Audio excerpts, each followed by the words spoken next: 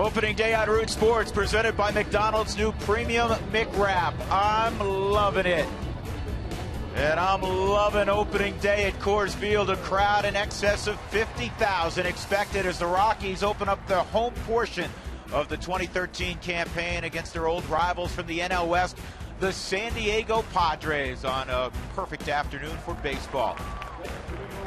Welcome once again. We are thrilled you're along, as always, with my partner, George Frazier. I'm Drew Goodman. Rockies off to a good start, 2-1 in Milwaukee. Opening days at home, particularly here in the Mile High City, are something special. Well, it's pretty special. It's my 16th, too, and there's nothing but purple everywhere around this ballpark right now and in the streets early this morning to get the excitement of what they're looking forward to. And this club gave them a lot to be excited about after that three-game series in Milwaukee. Well, this town has been pumped up for the return of baseball, and it starts pretty early in the morning. In fact, Jenny Kavnar was out early this morning out on Blake Street. Drew, the purple stripe that lines Blake Street and leads to Coors Field means spring is back, and so is baseball in Lodo. And for the hundreds of thousands of fans that will line these streets today, throw the numbers out the window. Sure, it's the 20th anniversary of the Colorado Rockies, but to them, today just means it's the biggest party of the year in Denver. And for fans that have happened to witness 20 years of Major League Baseball, today is a day of nostalgia, as the Rockies will honor those that wore the purple pinstripes back on opening day in 1993. We'll have some interviews with those players coming up later throughout the broadcast. For now, Drew, we'll send it back to you on what we hope is a very special day. Absolutely, Jenny. Thanks very much. I always ask you this on opening day. Is there a particular memory that stands out? Because I know for you, because I've known you so long and so well, I get goosebumps today, and I'm sure you still do. Absolutely, Drew, and I think it's a good goosebump. You know, and you can smell it on the road, but when you get home and you smell the cut grass, it's your locker, it's your teammates, and you're all here for one goal, and that's to get to the playoffs. And I think after a year like they had last year and wanted to erase the board and go forward, and as a player, I've played on horrible teams. And to be on a team that you think has a chance makes a whole difference in the world of how you approach your job daily. Well, as a guy that's seen a few opening days on the Hill for the Rockies this afternoon, his name, of course, is Jeff Francis. We'll talk more about the left-hander when we return. It's the home opener at Coors Field.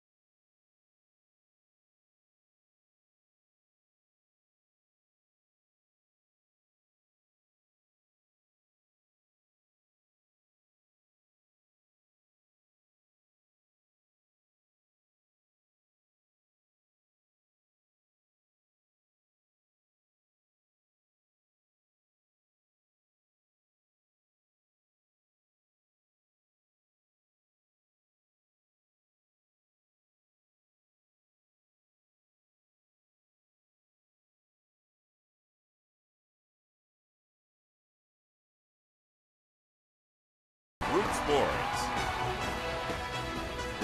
Still filing in on Blake Street. The Rockies getting set to take on the Padres. It'll be a brief homestand for Colorado. These three against San Diego, and then back on the road. The Rockies 11-9 in opening days at home. Back with George Frazier, I'm Drew Goodman. Appropriate, I think, that Jeff Francis takes the baseball. It'll be the first time he started the home opener. He's the right guy for the job. No question he's the right guy for the job. With the number of wins he's put up at Coors Field, the job that he has done here, he understands the ballpark. Overall, 61-57, but 36-33 at Coors Field gives the numbers that he's not intimidated by Coors Field. He wants to come out and win this home opener, and I think it's very important that the younger kids pitched out on the road when they did in Milwaukee. You let two veteran guys, the way you have Francis and Garland doing the first two here at home. Yeah, I think it makes a lot of sense. Good choice by Walt Weiss. Jeff Francis coming off a terrific spring, looks to carry it into the regular season. We are set. We know you are as well. It's the Rockies and the Padres, the home opener from 20th and Blake. Come on back with us.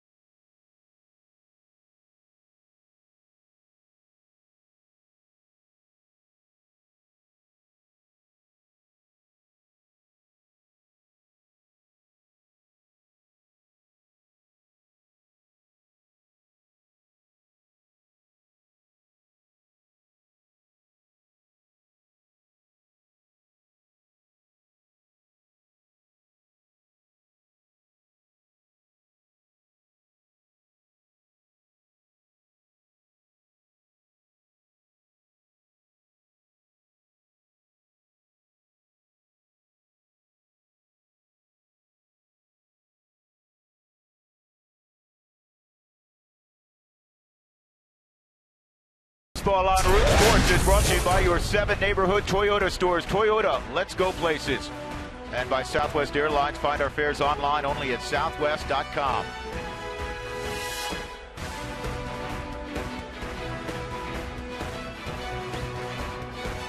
Fountains are ready to roll. Jeff Francis ready to roll also as he jogs out to the Coors Field mound.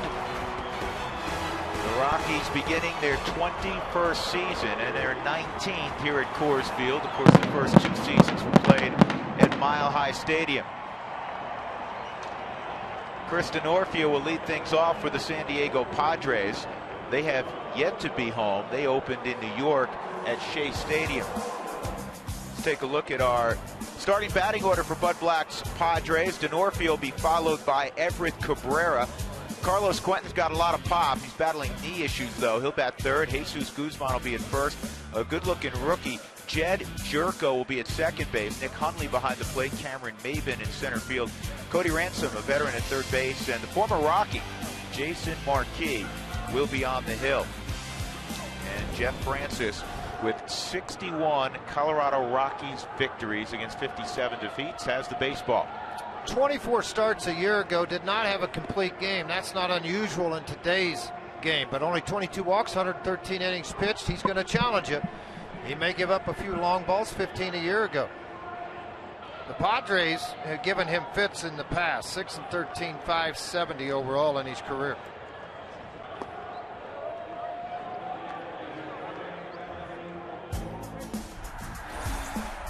Let's take a look at our starting defense presented by Excel Energy.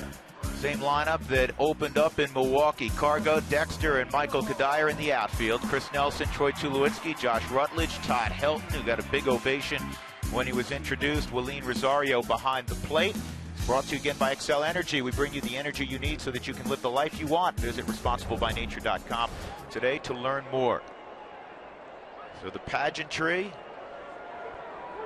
is complete, and we are ready for a little hardball. First pitch from Jeff Francis is in there, strike one. Have a young umpire behind the plate. Clint Fagan will be calling balls and strikes. And how did that happen? Baseball out. How did that happen on opening day in a ballpark? Probably the rotation, huh? That would be. I like it now. The way I figure. 0-2. DeNorfia takes outside 1-2. Chris hit .293 last year for the Padres, a team that really came on in the second half. They finished 49-37 from June 28th forward.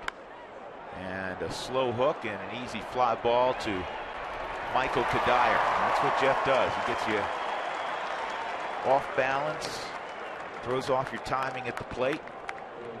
4 pitches, 1 out. And here comes the former Rocky farmhand, Everett Cabrera, the shortstop for San Diego. Cabrera a year ago struggled against lefties, hit just .195.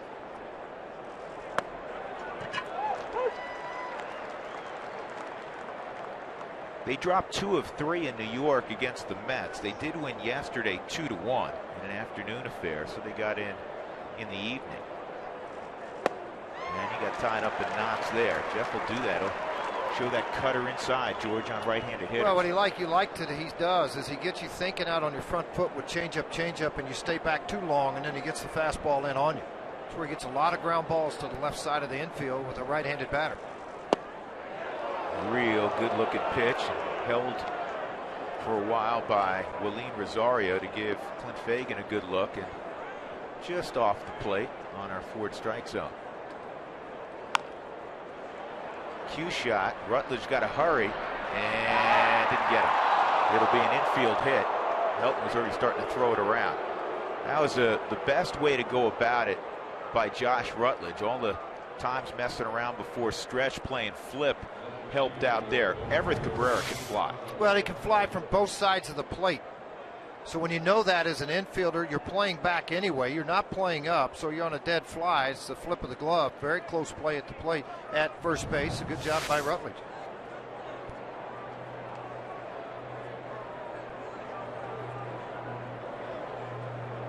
And now the most dangerous hitter in their lineup, the veteran Carlos Quentin. This is not a guy you want to leave a pitch out over the plate against. He had 16 home runs a year ago and 284 at bats. The problem for Carlos, George, is he keeps battling a balky knee. He had off-season knee surgery, a scope, and then he tweaked it again in March. Didn't play a spring training game until March 26th. Difficult to get ready for a season when you're trying to battle knees. It's all upper half. This is in the air to deep left field. Cargo near the line is going to leap, and he made the catch. And now he's trying to throw it all the way to first base from the deepest portion of the left field corner, and he almost did it. That throw that he just uncorked, George, was like 320 feet. Yeah, nice way to put things and put an exclamation point on. Okay, fellas, they tried to run on me in Milwaukee. I nailed you at second. Don't think about running here. This is all the way into the corner of this ballpark. He's going to jump, catch the ball, and we were blocked out. This is a lot better play than you originally think it is if you're watching from Drew and I's viewpoint. Hits off of the wall, and then it's the boy, I'm loose and I'm airing it out. Jesus Guzman, who's been primarily an outfielder, he's playing first base right now for the Padres. Did not get a hit in the New York series. 2 outs, Cabrera at first. He swiped 44 bags last year, was caught only 4 times. He and Rosario played together at the minor league level, so They know the arms and the strength. They know the speed of each other. So Rosario is one of those guys that with the left-hander on the mound, you're buying him a little bit more time from behind the plate. Their ball club struggle to score runs in New York, just a little shy of 3 runs per game in New York. So they may try to start some action here. They're missing a lot of stars for Bud Black. Their biggest omission right now is Chase Headley, who has a broken thumb. He's with the club. They hope to have him back the latter part of April.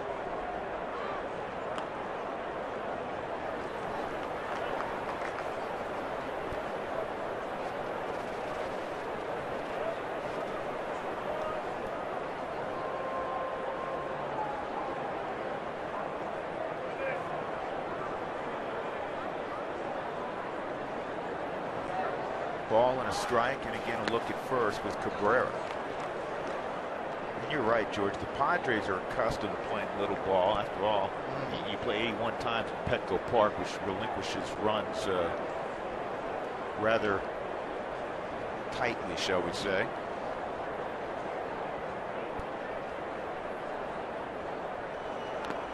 Anytime you have a base stealer like you do now with Cabrera, and you see that hesitation and not reading Jeff's move or leg kick at the top of it, he's froze, he's gone back, Jeff's thrown over. So now that you've established that, it allows you to lift the leg, freeze him a little longer, buy some time for Willeen to throw the ball to second if he goes.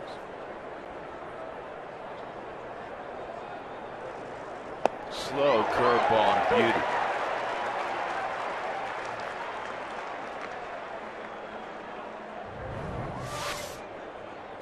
That's just taken off is what it is, and for Willeen to go out and get that baseball, he fell to one knee to receive it so he could get out farther in front of the strike zone so it doesn't run out of the zone. See if Cabrera takes off here. Here he goes outside, no chance for Rosario as the ball bounced up there. So Cabrera with a stolen base. One thing that changes the Coors Field this year, second shortest backstop in baseball behind Wrigley Field. It's 42 feet from home plate to the wall. So when the ball ricochets back and hits that brick wall, runners at third will really have to be careful what they do. It has really changed. They've moved all the seats from Coors Field 8 feet closer.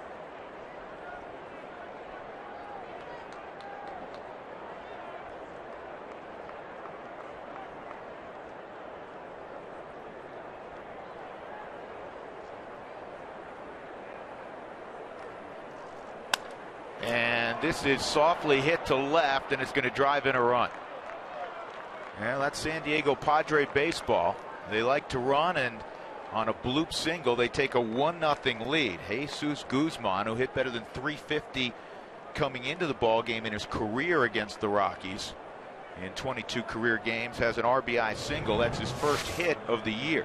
Trying to run that curveball down and away. Good pitch by Jeff Francis. Changeup. But look how this ball cuts back into the strike zone. And all he did was just stick his hands out, a strong man, and found a spot for it in the outfield where nobody plays.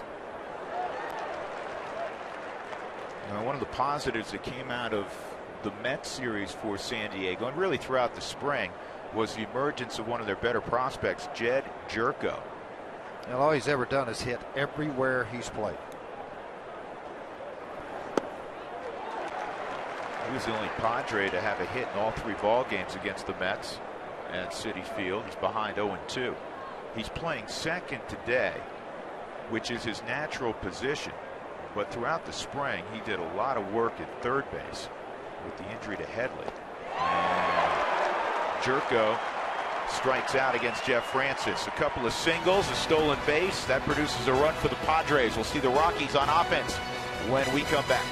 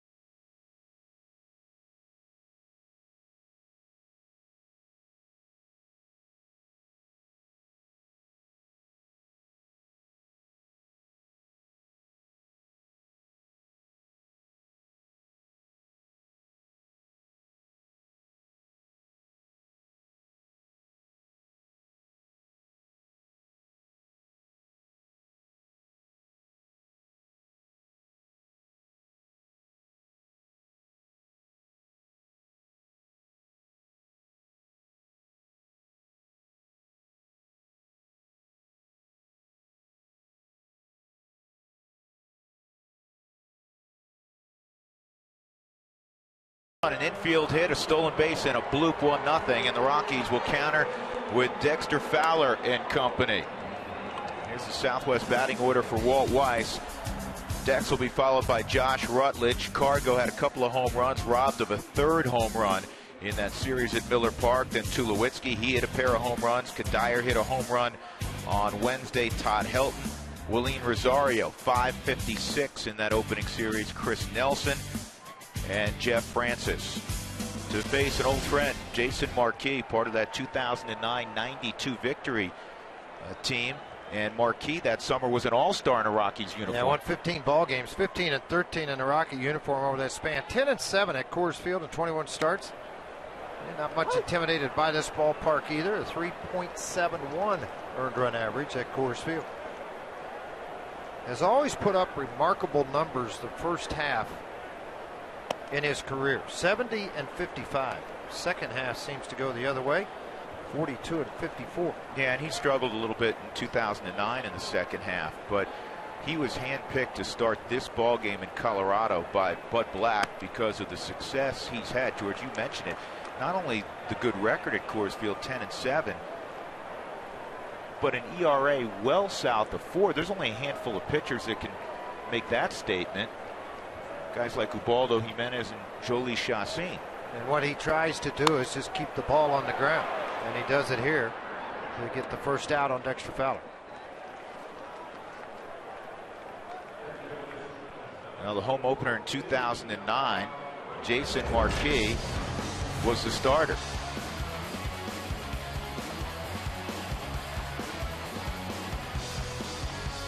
And Marquis pitched well against the Phillies and was the winning pitcher. Marquis is the ultimate competitor. Here's Rutledge.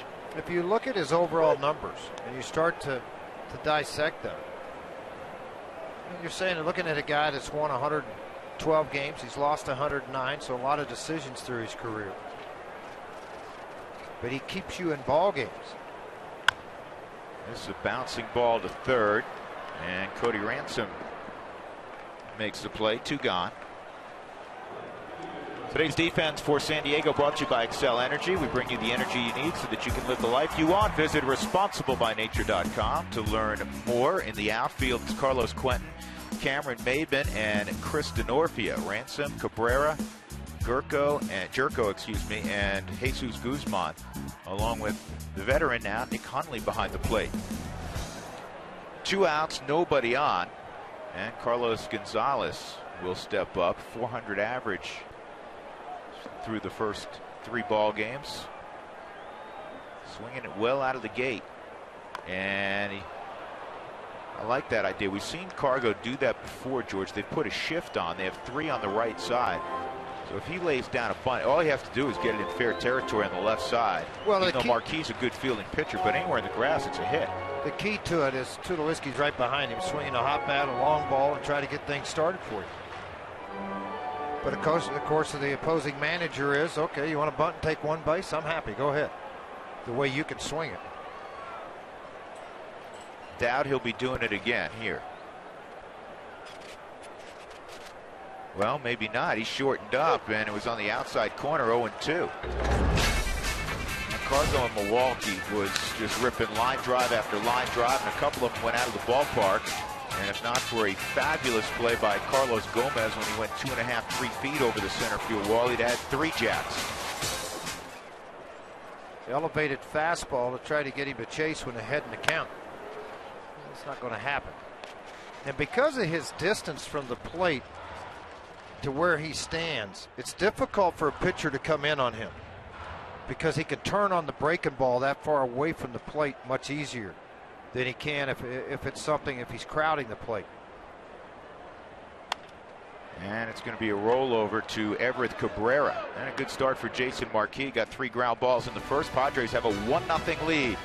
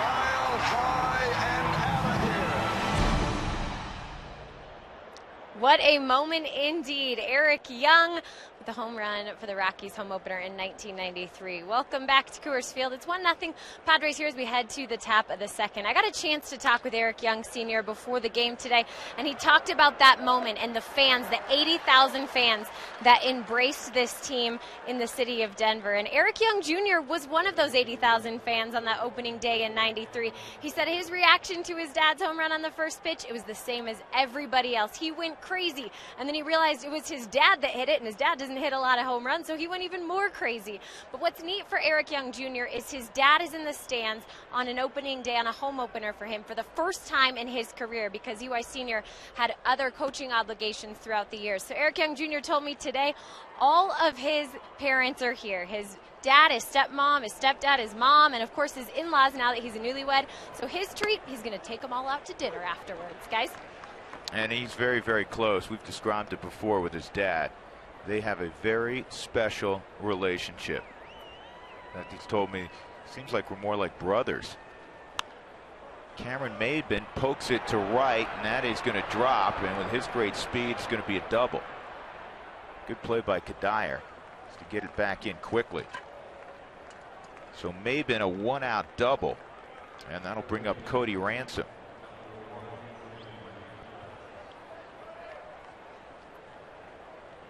Former Cardinal coming up.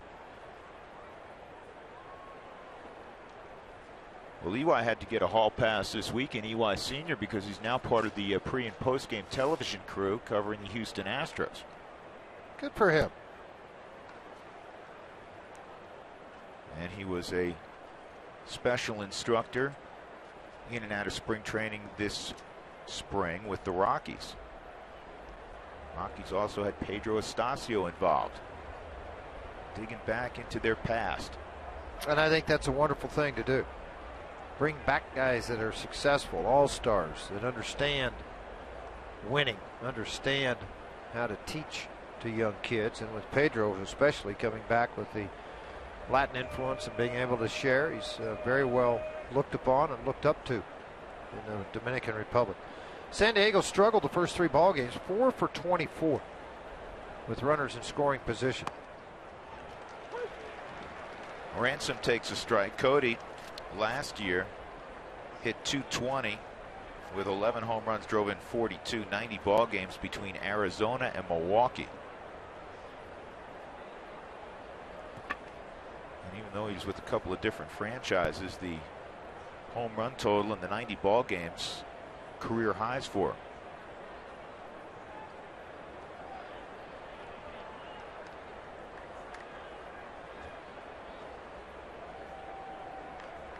And the reason Jeff is spending so much time looking back at second base, if you think about it, there's one out, runner on second base, 8-hole hitter up that doesn't have a lot of power.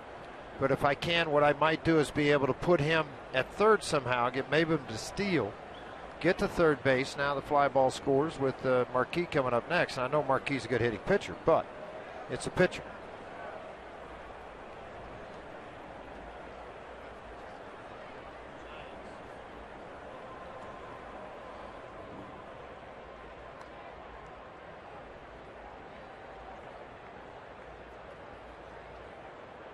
Here's the 0-1. Who wants tacos? Remember, when the Rockies score 7 or more runs during any ball game, go to participating Colorado Taco Bell locations the next day. Do it between 4 and 6 to get your Rockies taco special. Ransom's 3 for 6 in his career matchups with Jeff Francis.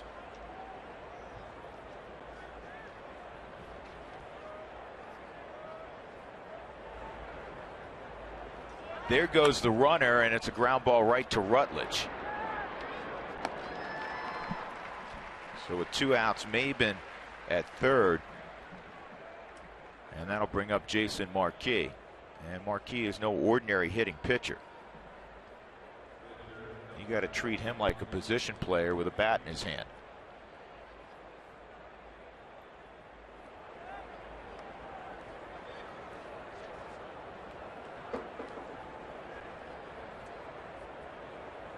.202 lifetime average, 33 doubles, couple of triples, 5 home runs for Marquis.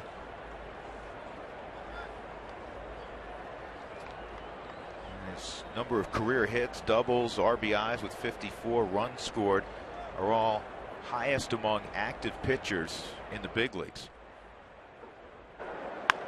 And it's hit hard right at Helt, fortunately, and Jeff gets over there. No harm done. Maven, who doubled, is left at third, middle of 2. The Padres have the only run.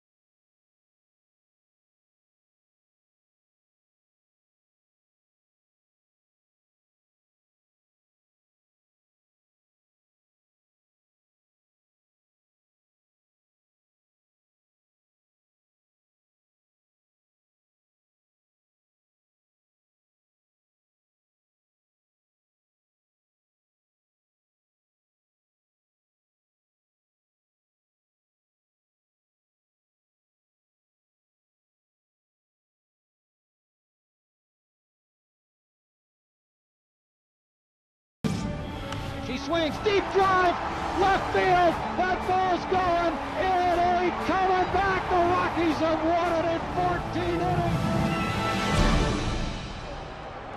Maybe the most memorable opening day was the first one, and Walt White witnessed Dante Bichette's 14th inning heroics. It was one of the most memorable openers for me in my career. Other than probably my first one ever in Oakland, the one here was definitely the most memorable. First time in a new park, and back then we could almost do no wrong, in this city as a franchise, as a team. And Dante hits the walk off, so that's as good as it gets. And naturally, that started the march to the Rockies' first postseason.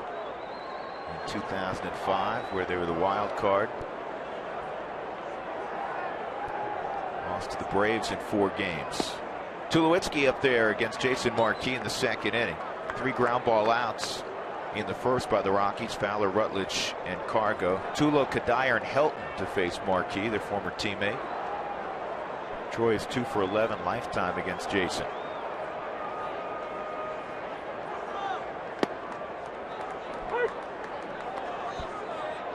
First inning is basically what Jason Marquis wants you to do.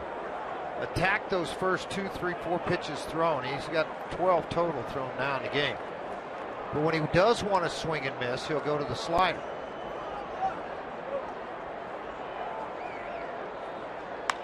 And Troy drives this high and deep right center field. Going back is Maven, and he's going to make the catch as he collides with the wall. So Tulo just missed tying it up.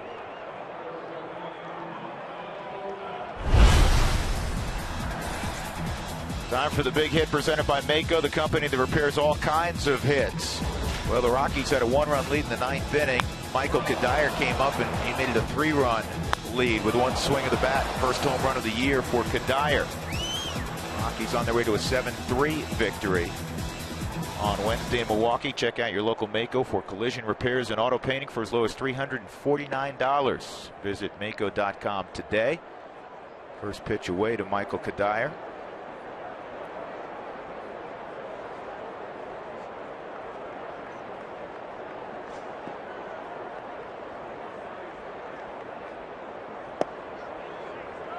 Rockies will see the Padres again next weekend in San Diego. Padres will have their home opener at Petco Tuesday against the Dodgers.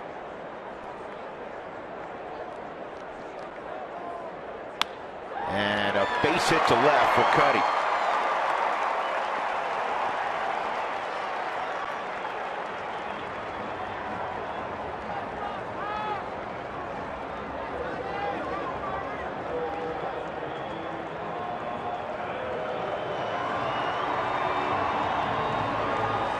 Nice ovation for Helton when he was introduced, along with his teammates. The biggest round of applause for number 17, his 16th straight home opening day start.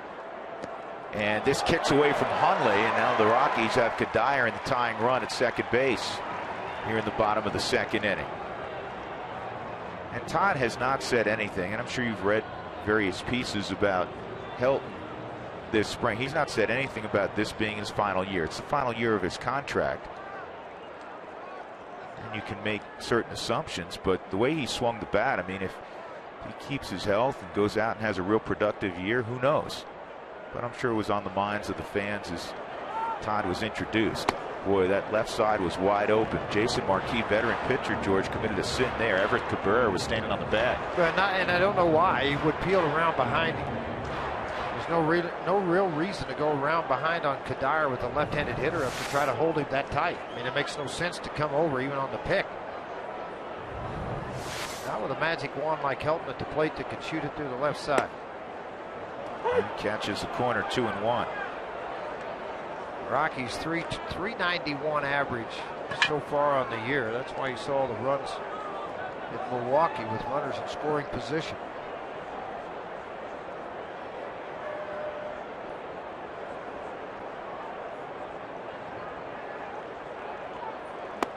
That's outside, 3-1. Rockies fans, this season we want to answer your questions on air during Toyota Talk in the 5th inning. So get your questions to us. First-time texters, automatic winners. We'll receive a one-day free pass to the Denver Zoo, courtesy of your neighborhood Toyota stores. We invite you to visit the amazing animals at Toyota's Elephant Passage. 3 balls and a strike, 1 out. Kadire at second base. Single and a wild pitch.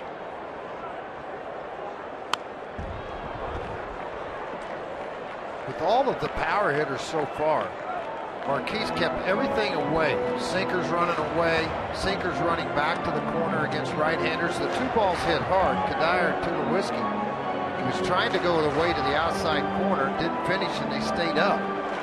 Right now he's trying to run that sinker away on top.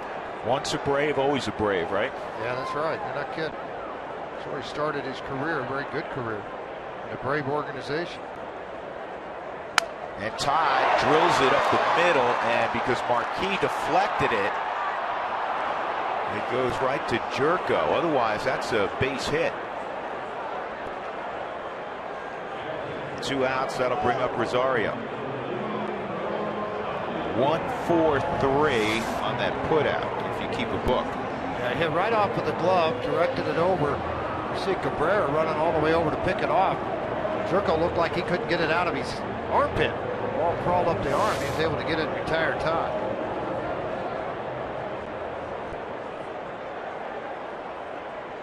Moline 5 hits and 9 at-bats in the Milwaukee series. What was interesting that the last ball game when he hit the home run, a mammoth home run on a fastball, they just gave him a steady diet of sliders, and he was still able to get the base hit. The confidence is really growing in this young player. Rockies leave Kadire at second. We'll go to the third, 1-0 Padres.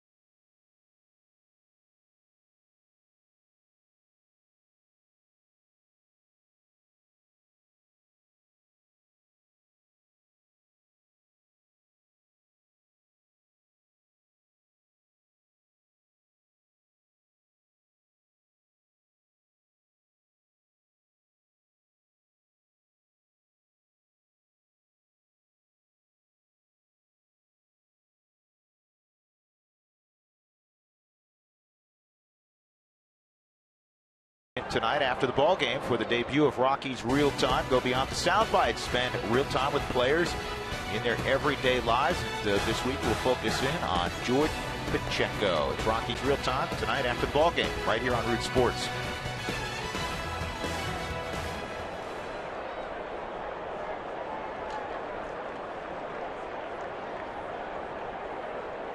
As is the custom, an enormous opening day crowd. Lodo alive and early. Well, they've read all the headlines of how well this club played in Milwaukee. It's a great way for this team to make a statement in front of all these fans. People that, and rightfully so, you have some naysayers from a year ago with 98 losses.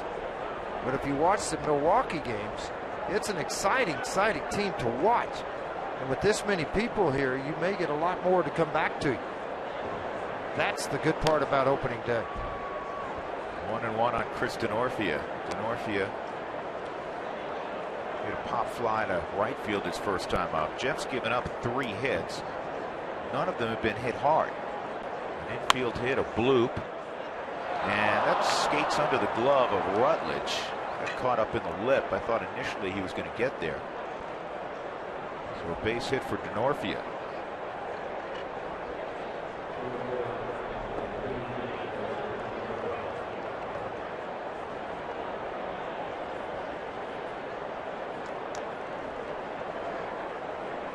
Everett Cabrera had that infield hit and then stole second and scored on a bloop single by Jesus Guzman.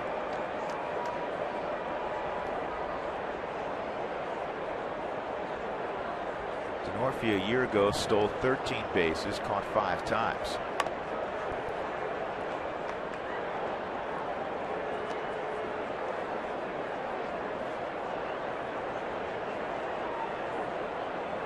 Rockies, for the first time in an opening series, produced 8 home runs on the road.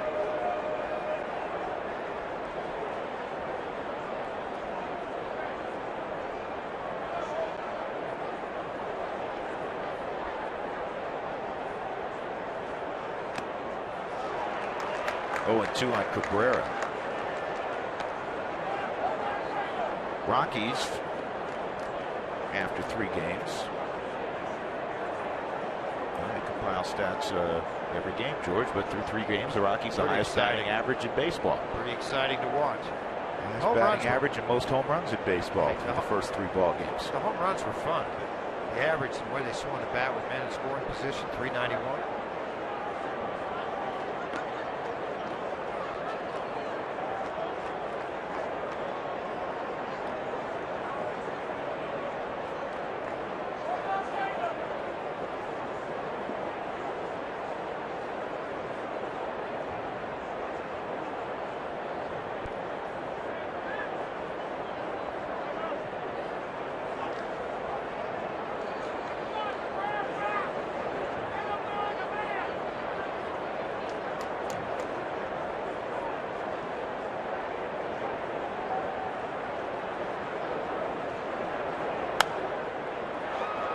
Popped up shallow right. Kadire, George, with a high sky. It's kind of hazy right now. Put the glove out and made the catch. 1 out, and that'll bring up Carlos Quentin. Quentin hit a high fly ball down the left field line, pretty deep. And Cargo went in the corner in foul territory, leaped, caught it, collided with the padded wall, and then nearly doubled Cabrera off of first. It was a tremendous play by Cargo to get down there and even catch that ball. He's made, this is the 4th game. He's already made 4 Gold Glove plays in the outfield. Yeah, how about over in Milwaukee when he ran after it? This is earlier in the ball game, folks. If you just tuned in, I mean, what a catch, and then a throw all the way to first base.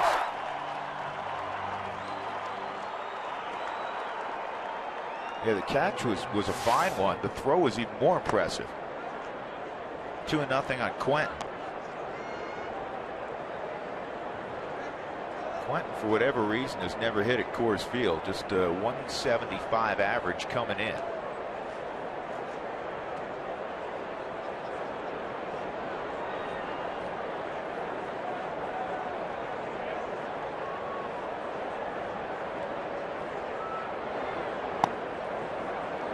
first 3-0 count from Francis. He does not walk many.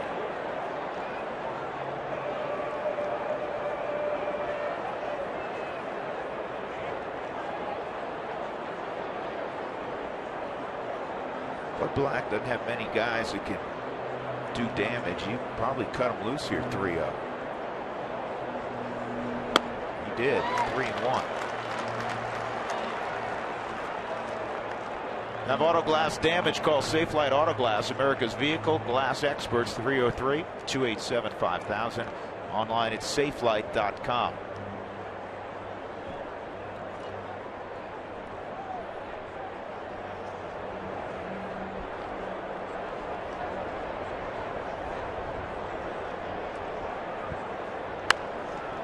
And that's foul down the right field line.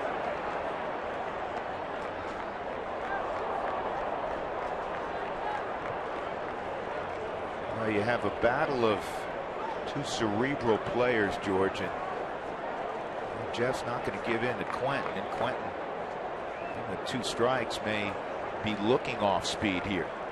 That's where he can get away with a cutter on the inner half. Well, they want to go 2-seamer away, and that came back over the middle of the plate. That's what you got to be careful about.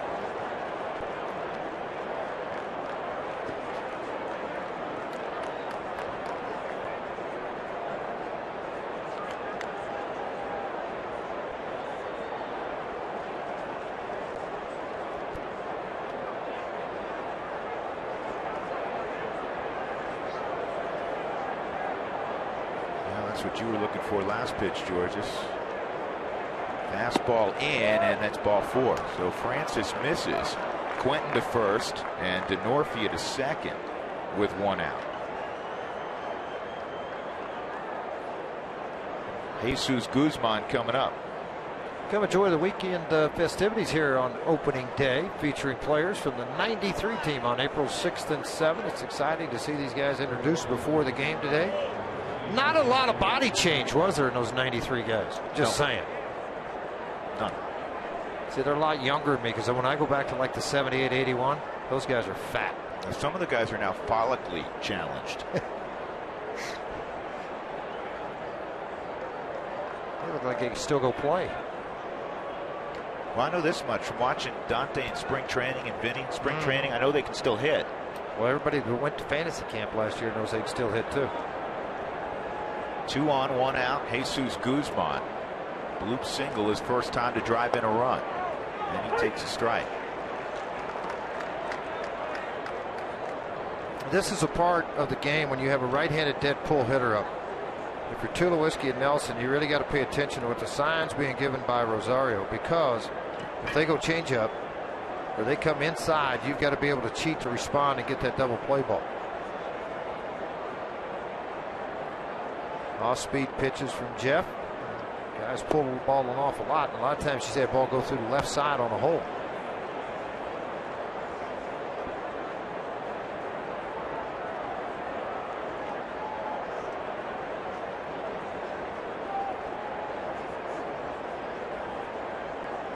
Good numbers for Guzman against Jeff.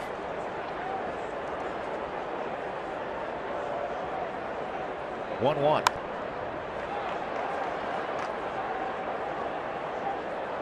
Guzman, 28-year-old native of Venezuela. Came up originally in the Seattle organization. First reached the big leagues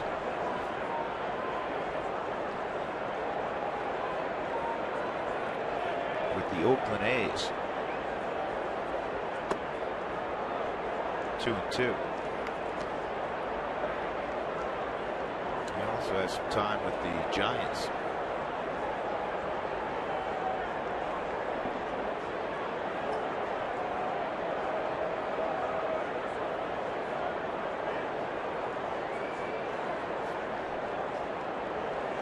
Get a ball on the ground here. 2-2.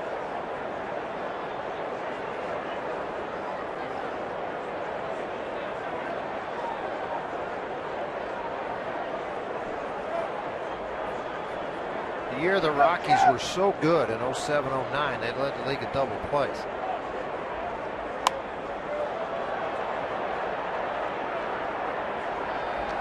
Kadire makes the catch. DeNorfia will tag and move to third. And with 2 outs, that'll bring up Jed Jerko. Wells Fargo customers, get your 2-for-1 Rockies club level tickets today by going to wellsfargo.com/Rockies. Wells Fargo Bank, member FDIC.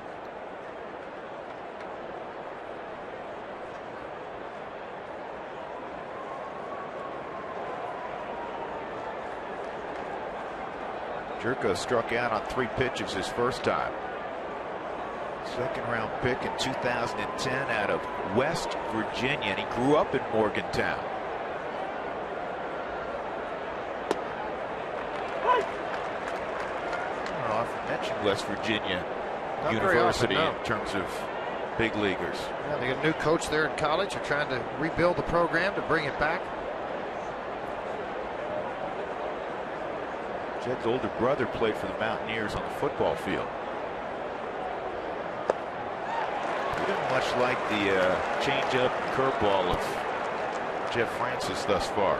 9 of 14 have been strikes, different pitches as he's faced these guys. But one thing that Jeff has been able to do is throw the curveball, throw the changeup behind the counts, ahead and counts, and have good placement with the pitch. Younger kids coming up from the minor leagues, great fastball hitters. But, this is the league where you start to see a lot of behind the count breaking balls.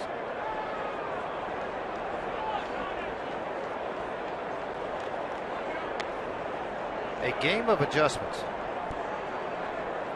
One guy got a baseball and 3 guys have dirty fingernails. With gravel under them? Yeah, that's an easy fix for you because you go get your manicure. What's today? Is today Friday? Friday's a manicure Friday? day, isn't it? Well, Manicure, day game blew it up. Did it? You have to go tomorrow. Yeah. Making a pitch, 2 outs, runners in scoring position. Jeff Francis a year ago, just 224 average against. A pretty good job of that. And he shows away with an 88-mile-an-hour fastball. It's 1-2. DeNorfia is at third. He had a leadoff single, and Quentin's at first. He walked. And Jerko pulls it foul. He's telling himself, that's why hitting so hard. Stay back, stay back, stay back, stay back, and he can't do it. And everybody's yelling out of the dugout, just stay back, just wait for it, react to the ball. Okay, you come on up here. Let it travel. All those things they yell from the dugout. You run on up here and try this. The adrenaline's flowing. 1-2. And he got him again. Good pitch by Jeff Francis with traffic. So Francis strikes out Jerko. 1-0 San Diego, middle of 3. Bryn Smith will join us next.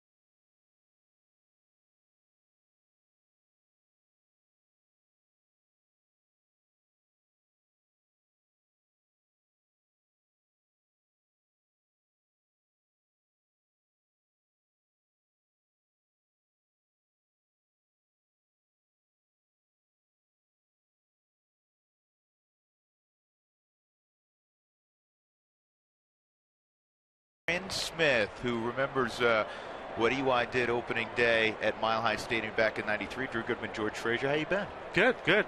Great to be back. I bet it is. It was a neat phone call I got a while back asking if we'd be interested to come, and I said for sure. And then seeing all the guys and just the city and the whole atmosphere, it's great. It's really a lot of fun. Chris Nelson will lead off here in the Rockies half of the third against Jason Marquis. One hit for the Rockies. Michael Kadire last inning. So it's Nelson, Francis, and then the top of the order. Bryn, what are you up to these days? Actually doing a little coaching on I guess you call it a semi-professional or collegiate level back in my hometown of Santa Maria. I've been doing a team now for about 7 years, combining with high school as well as some junior college kids. And shot through the right side, a base hit. So I'm still dabbling in baseball, still love teaching and still love being on the field. Just games are life, for sure. Good deal. Well, I want to take you back, and I don't know how often in your thought process, I'm sure you had a lot of great memories from your big league career. But here you are pitching opening day. Were there more nerves than you look at? I mean, it was a football crowd. I mean, 80,000 people, that's not baseball. That was the biggest difference. You know, I was fine. I was really comfortable up until the time when the umpire said, play ball. Really, because what happened was, you know, with 40,000 people, there's a difference. Well, twice the size, in Mile High, the ground literally shook. And Joe Girardi put down fastball, and I went, yeah. And I didn't throw it. And he put it down again, I went, yeah. And I mean, it was literally, I thought if I wound up, I was going to fall over. So actually got through the first one, and then, you know, kind of the rest was history. Got on a good roll. Eric hit the home run at the bottom of the first inning. He scored some runs, and just a really neat day. What was the reaction of the dugout? I mean, we know it. We were there. You know, so many fans were there. But what was the reaction of the dugout? Because, I mean, you're just settling in, and then boom, he hits one out. Right. Well, again, you know, we're trying to play the game. Like even Eric says, he says, I wasn't trying to hit home runs. I was just trying to play the game, get on base kind of thing. So, but again, the excitement, the electricity of that many people. You know, it's funny. He talks about it as well as I do. I've gotten letters from people who are to this day are saying, you know, I remember that day. Thank you very much for what you did for us in the city of Denver and all that. And Eric says, you know, I didn't realize that home run meant so much to so many people. So I think that was the neatest thing about it. But in the dugout, we were fired up, man. We want to play a game and win a game. You know, the irony, and George and I have talked a lot about this over the years on the air. I remember when Bill White made the announcement in '91 that Colorado, Denver specifically, was awarded a major league franchise. And there was a lot of folks back then who felt, not in our area, because you know, you've lived here, how great the weather is, but people say, oh, you know, it's going to snow into June and people aren't going to turn out. It's a Broncos city, and every attendance record, again, as you well know, in Major League Baseball is owned by the Colorado Rockies. Sure. Well, again, you know, I know they were starving for it. You know, I played here in 1981 with the Bears as well. And I remember on the 4th of July them having 60,000 people. And I thought, man, this is unbelievable. And I know they were starving for the game as well. But once I heard it was going on, and then once they put it all together, again, a great city, great fans, and you know, and they're always here. Love it.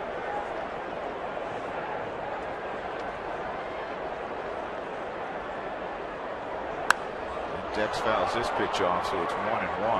All right, how many lies were told last night? You guys had a nice get-together, nice reception at the ballpark? Yeah, we had a few stories. We were trying to figure out who had done what to who back then. And, but, yeah, it was really good to see some of the guys. And, you know, everybody's kind of spread out. But really a lot of fun to hook up. But I hope more of them would have been here. But, again, what's here is it's really neat.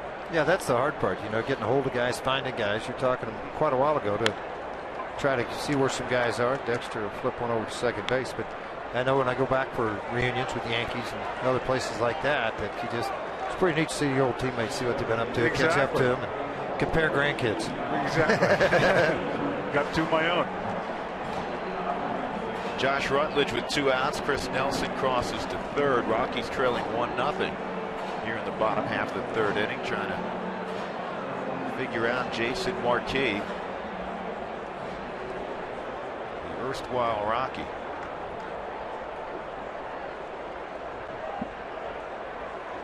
Well, Brent, I'm sure you would have liked pitching after 2002 here, especially once they put the humidor in. As it listen, it's still a great offensive ballpark. You know that. I'm sure you follow from afar. But it's helped the guys who have to toe the rubber a little bit. Well, you know, I think a lot of things when you first came here, a lot of it was mental because, again, the air and all that stuff. And you know, it is a different feel for a pitcher as far as his hand on the baseball.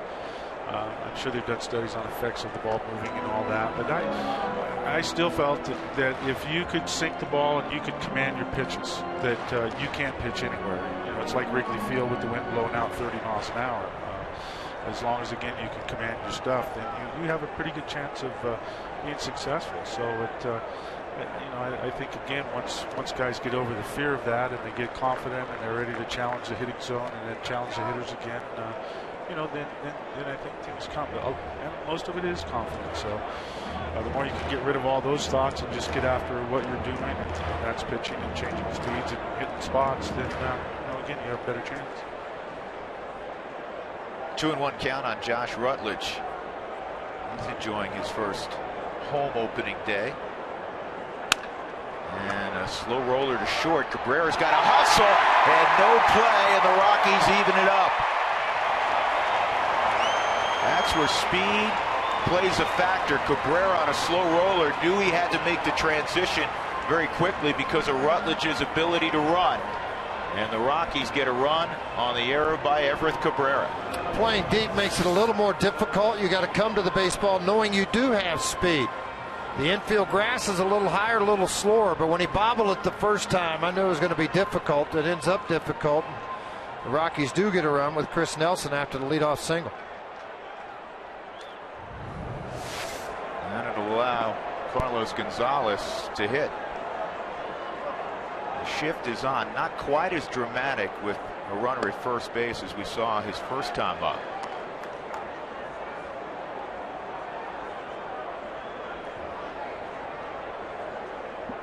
Well, Brent, it's neat that you guys will always have the bond because everybody came from somewhere else. It wasn't like you played minor league ball together. I mean, there may have been a guy or two that you'd overlapped with, but everybody came from somewhere else. Right. That was kind of a neat thing. Again, it was you know, put together by Gavin and all the forces. And it was short-lived for me because I actually retired or was released 2 months later. But it was fun. It was really fun because it was all brand new, and everything that you did on the field was brand new. First pitch, first hit, all that stuff, strikeout, everything. So I think that was a lot of. It was good camaraderie, a lot of guys that we really didn't know yet, but once you got more comfortable with them, there was a bunch of characters as well. Of course, Big Cat had that phenomenal season. And it was fun watching again, you know, Dante, and I played Galarraga in Montreal, so I knew what he could do, and it was just a really neat opportunity. Very thankful. 2-1 on Cargo. And he pops it out of play, so it'll be 2-2.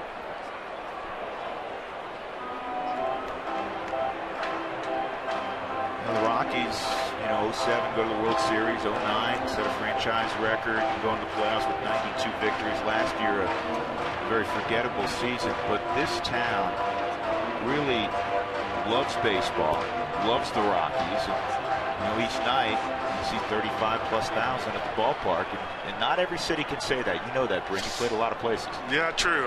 You know, it was really fun to see again today with the people with all the purples on. It reminds me of St. Louis. You know, I played there for 3 years, and I mean, it was a great city to play. But I think the loyalty from the fan to the player, you know, they just want fairness. They want everybody to play hard. And I think they'll continue to come out and support. And obviously, when you win, it makes it that much sweeter. But you know, they're still here through everything, and it's again really neat to see. 3-2. Rutledge will be off with the pitch, and Cargo pops it foul, and it is on top of the dugout and out of play. Well, I think what really helps here in Colorado, too, there's nothing in New Mexico, Nebraska, Kansas. I mean, you got all those western side of Kansas, Nebraska. They all come down, Wyoming. Right. They come down to watch baseball. Sure. Our games are aired over in Salt Lake City, and we met a few folks. Final spring training game was played in Salt Lake against the Mariners, and there are a lot of the game sold out in 40 minutes, and there are a lot of folks who come over to Denver in the summer to catch the Rockies. And of course, there's a ton of season ticket holders north of the border in Wyoming. 3-2 on Cargo in a 1-1 game.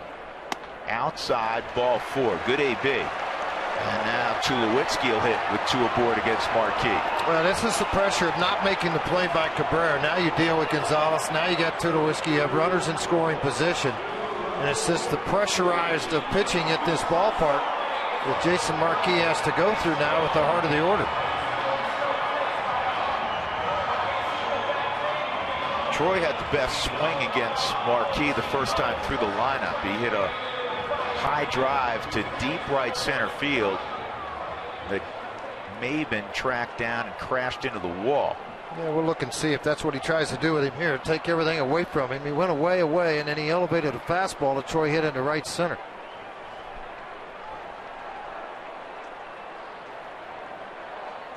Appears to be going to that outside corner again. He does, and it's a strike.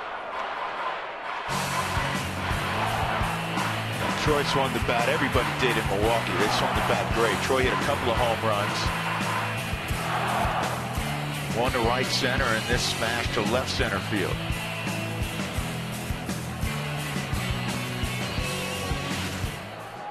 In a good place out of the gate. Here's the 0-1. And this ball is in the air, left center field and deep, and Quentin's not going to get there. 2 runs are going to score. Rutledge has already scored. Here comes Cargo. 2-run double. Troy Tulowitzki and the Rockies are on top 3-1. You let that door crack just a little bit on an offense, and particularly when you're going to the middle of this end lineup, it can end up being a very big inning.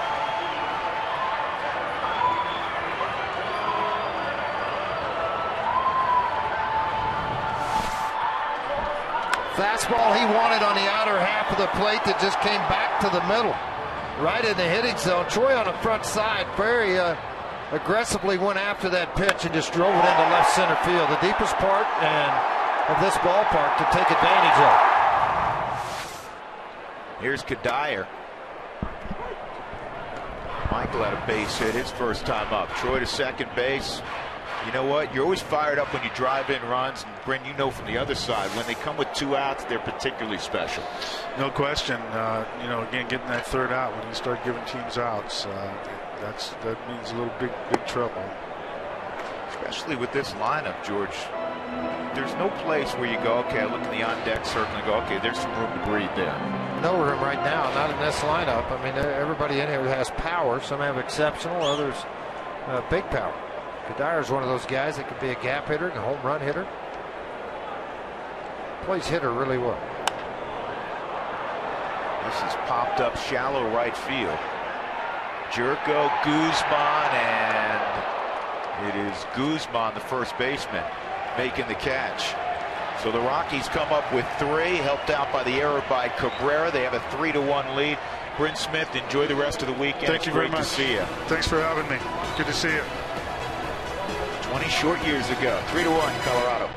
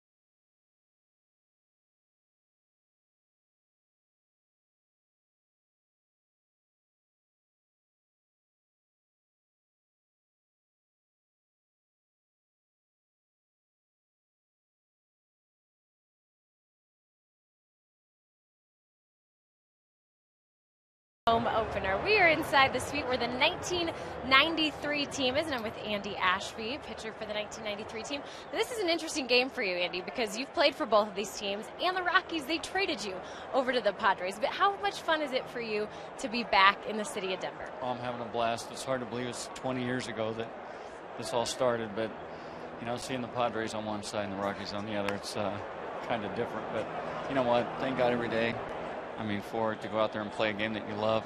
And it's nice to be back with guys that, you know, I haven't seen probably for 20 years. So yeah, what are some of the conversations you're having with guys when you think back to that season? What are some of the memories that have come up? Well, some of the memories now. Well, some of the conversations like, is your back hurting when you get out of bed? You know, your legs hurt? No, but you know what? Just talking about EY hitting the home run. You know how everything got started, and what I talk about is how short the outfield wall was in Mile High when we first started. But the fans coming out at the workout, there was like 4,000 people there the first day of the workout in '93. Colorado fans are awesome, and it's a pleasure to be back. They treated us all very well, so it's an honor to be back. And this comes from a guy that's played in several different cities, including Philadelphia and other NL West cities. You know, I want to talk about your life now. You told me you have 4 girls, teenage to middle school, at home. So is this a much-needed break, a boys' weekend, to have a little baseball back in your life? Yeah, I think they like me getting away so I don't bother them all the time, so they can have their girl stuff going on. But it's definitely a nice time to get away a little bit. I think I drive them crazy at times, but my wife's like, do you have anything coming up? Maybe we need to go away for a couple days. So we're all in San Diego last week for Easter, but you know, it's a nice event, and you know, I'm glad to be a part of it. Andy, thanks so much for your time. Enjoy the reunion. Guys, we'll see. All right, Jenny, thank you. Here's the 3-2, and Hundley 2 hops to Chris Nelson. 1 out, and that'll bring up Cameron Maben. You take advantage of extra opportunities. The Rockies did that in the bottom half of the third. You don't want to give any big league team 4 outs, George. You don't want to give this one 4 outs. Well, you give this team 4 outs, and then all of a sudden you get into damage because now you're dealing with Rutledge. He had good speed, and he hit that ball, and he gets the error created because of his speed. Now you got the guys coming. When you have Gonzalez, Tulowitzki, Helton, Kadire, Helton. I mean, it doesn't get any easier all the way down. Molina, Rosario. So, I mean, it's not easy. And that's what the best part of the club. Last year, you get in that spot where they give you the extra out, and you didn't take advantage of it. Taking advantage of it now. Good job by Chris Nelson again.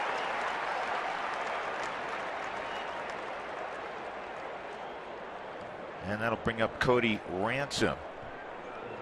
AT&T trivia question on opening day, home opening day at Coors Field. How many of the 9 starters from the first Rockies game in New York can you name?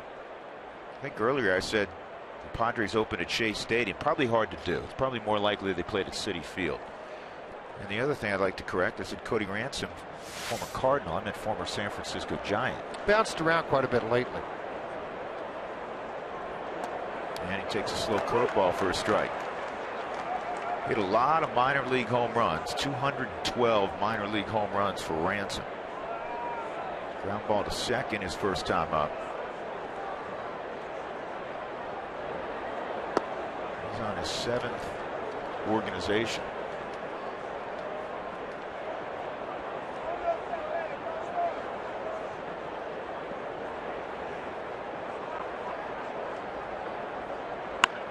Ripped at Chris Nelson. Why do they all go out in the field other than Nelly? New record. That's a big league record, isn't it?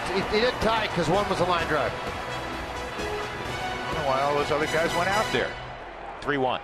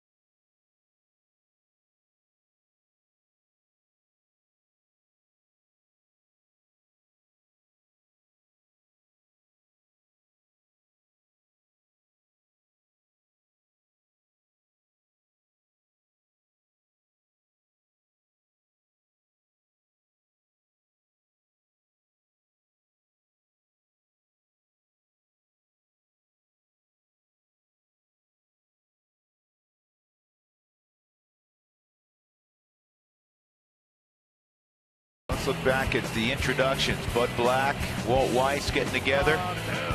Guys who enjoyed terrific big league careers. And then Todd Helton, the biggest ovation save for the longtime Rockies first baseman. In the first inning, a bloop single off the bat of Jesus Guzman got Cabrera home, but then the Rockies took advantage of poor defensive play by Everett Cabrera. Nelson, who singled, came home, and then Tulowitzki would bang a 2-run double. Todd Helton's at the plate, ready to go. Here's Marquis. And Todd rolls one over.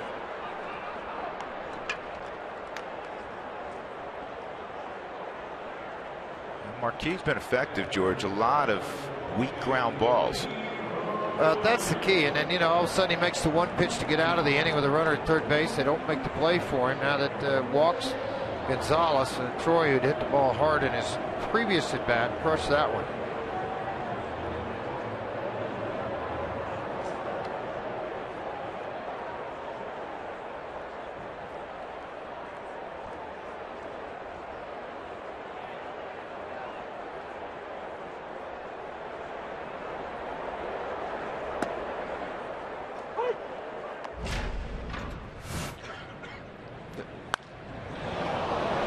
Boy, I tell you what, big time smash here. When he hit this baseball, it's as it is an awful lot.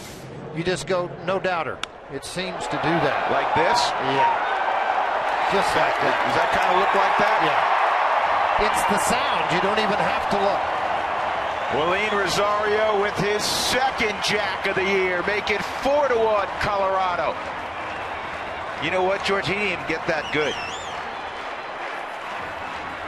But that's where the strength comes in, Drew, that he doesn't have to hit it good.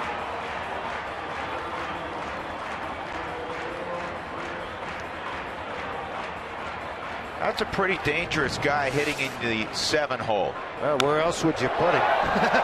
With the lineup you got. I mean, it's pretty dangerous. You're right. I mean, you like to see 3, 4, or 5 with this kind of power, but they have guys that can do that. But what it does, it extends your power to the bottom of the lineup and the danger side to the bottom of the lineup. Chris Nelson bounces out to Cody Ransom. You remember after the home run, the next 3 at bats, all he got, talking about Rosario, were breaking balls. Well, scouting reports travel quick. Yeah, you see Nelly with that ball there. Yeah, you see Nelly swing, but what did he get? He got a slider. He got a slider. That's making adjustments as he did in Milwaukee. He got everything, and in his last at bat, he got a slider. He shot that ground ball to the left side of the infield. A very, very good mistake hitter. They want this ball away and down. See how that ball backed right to the middle of the plate, about belt high. He took advantage of a mistake by Marquis, and he knew it when it left the bat.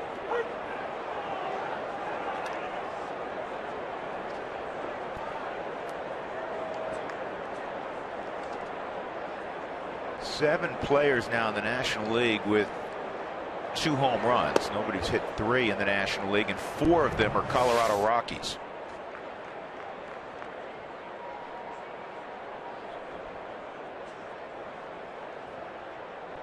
Well, I'll tell you what, this young man is just so enthused about playing the game.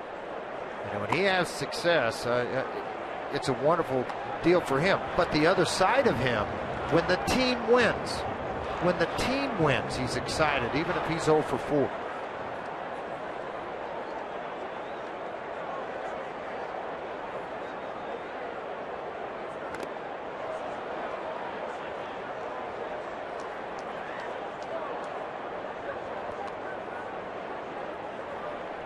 Three and 2 on Francis. He had a sack bunt his first time up. How about the start for Chris Davis over in the American League with the Orioles? 3 home runs, 3 doubles. He's driven in 11.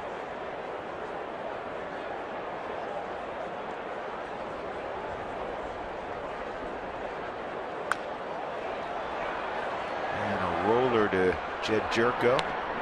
Rockies tack on another run with the home run by Willeen Rosario. The baby bull going deep. 4-1 Colorado.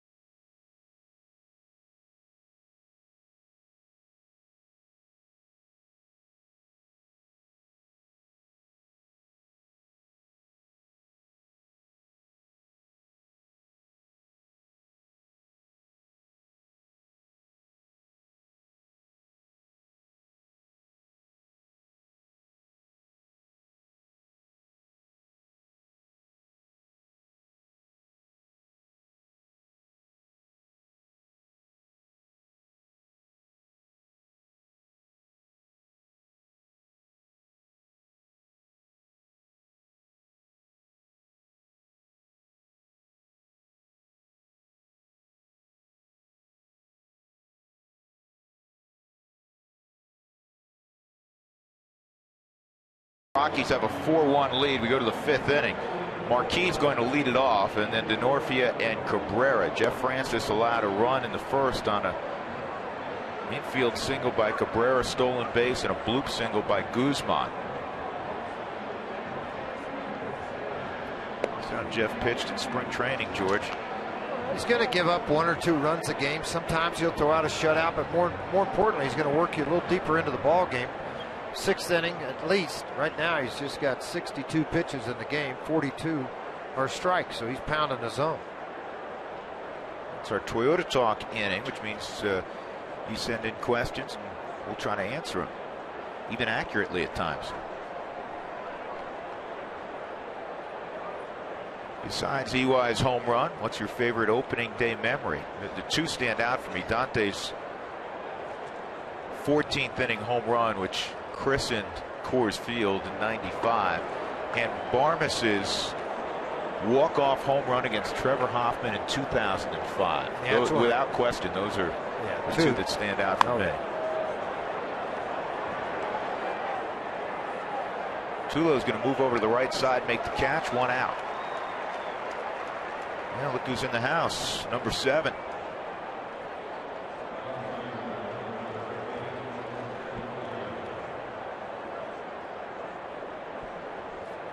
Matt Russell,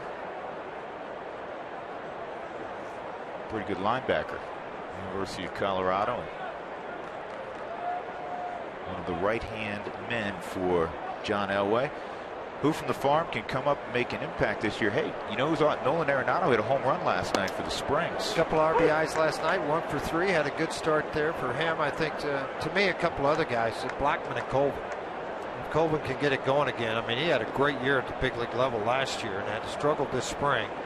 More of a tune-up for him down there, but if he gets it going, that's a left-handed bat that scares you. 18 home runs, 70-plus RBIs, a lot of doubles. Just off the corner, 2-1.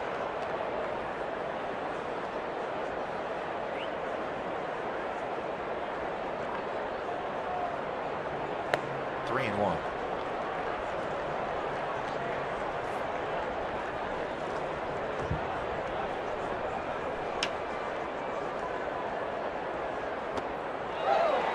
Well, best of my recollection, I'm not sure if there's anybody else other than Aaron Miles. Well, actually, Dexter did it, George, in September of 2011 here against the Arizona Diamondbacks, and Miles did it against the Diamondbacks also. They just didn't know how to pitch against Rockies, right?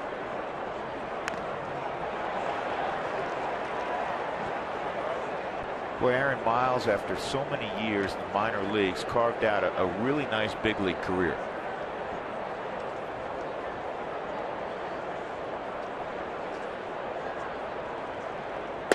Strike 3 on the inside corner. Francis locks up DeNorfia. Strikeout number 3 for Jeff.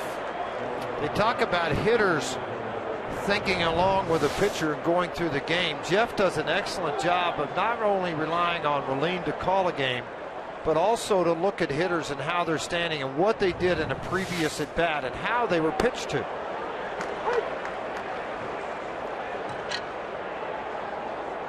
There's some similarities between how Jeff Francis and Jason Marquis go about their business. Marquis been mostly fastballs today, where Jeff's been mostly off-speed stuff, and then utilize the fastball to get you out on the ground. They both try to get you out on that front side. Throw strikes with 3 different pitches.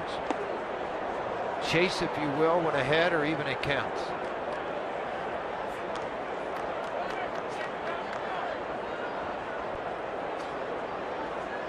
Walt Weiss looking on, 2 outs. Here's the 1-2 to Cabrera.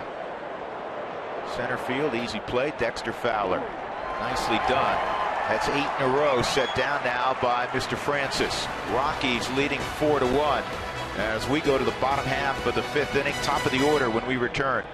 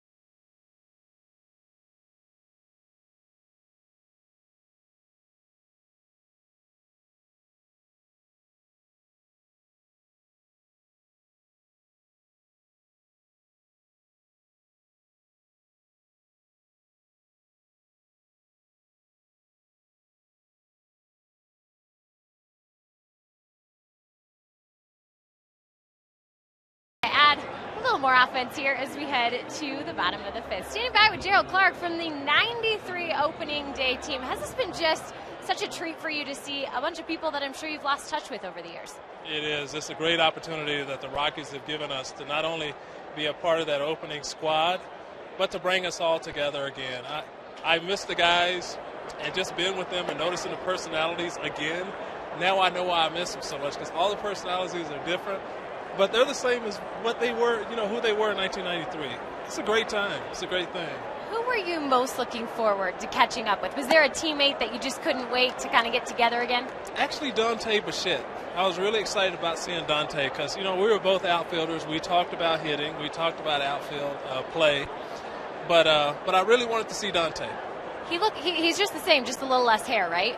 Well, yeah, he's got a little less hair, and, both of us have gained a little weight, but he's still Dante. When you see him back in a Rockies uniform now as the hitting coach, does it feel like this is the exact place that he should be right now? I feel like it is. I think Dante really made his mark in baseball when he came to Colorado. I mean, he was one of the major players. He and Galarraga and Charlie Hayes and also Eric Young. But he was a major contributing force to a lot of popularity on this team and in this city. And I think it's a good thing that he's still here and contributing back to the city. And I think he's going to do a really good job as hitting coach.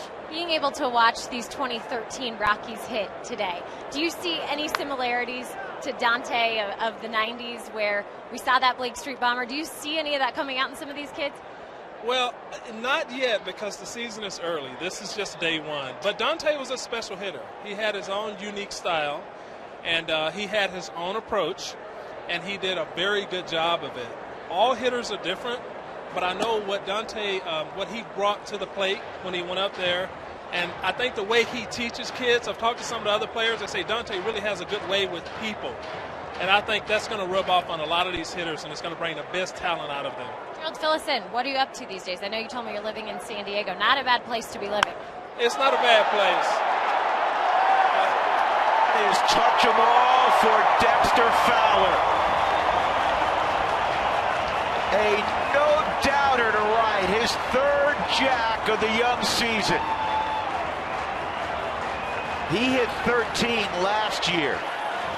He may get that in the first half this year. Swing it like that, George. 6 prior to last year was all he had hit. Then he hits 13. I mean, this guy's climbing quick with the power numbers. He's got a little swagger. I like it when he takes batting practice now. Not working on line drives to the opposite field. He's looking to go to the upper deck like he did here.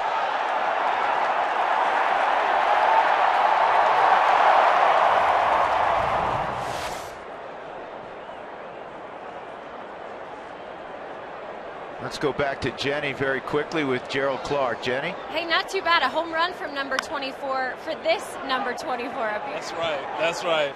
We'll let you finish up. What's going on now with you these days? I am a realtor back in San Diego. It's a very volatile market, but it's a very exciting time to be a realtor. That's an ever-changing market. You have to stay on top of it. Just like the game of baseball, you cannot slip. But it's a good business, and I'm happy to be doing it. It's great to see you back in Denver. Thanks so much for your time. Enjoy the rest of your special weekend, guys. All right, Jenny, thank you. Gerald Clark, part of that 93 team. Looks good. So with that home run by Dexter, 5-1 Colorado. Here's Cargo with the shift on. He takes strike one. Cargo, a ground ball to short. And now they're going to switch. They're going to put Cabrera on the left side. And they're going to put the third baseman, Ransom, more range on the right side. Well, more range. If that gets poked over, a little slow roller to the left side, Cabrera's got a lot more range. We obviously got a very strong arm.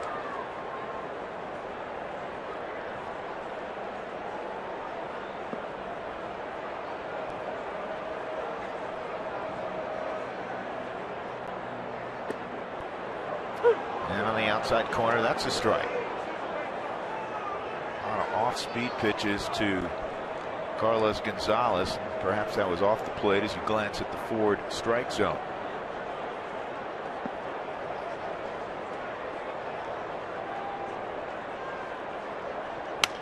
1-2, shattered bat, Guzman's going to take it himself. 2 outs.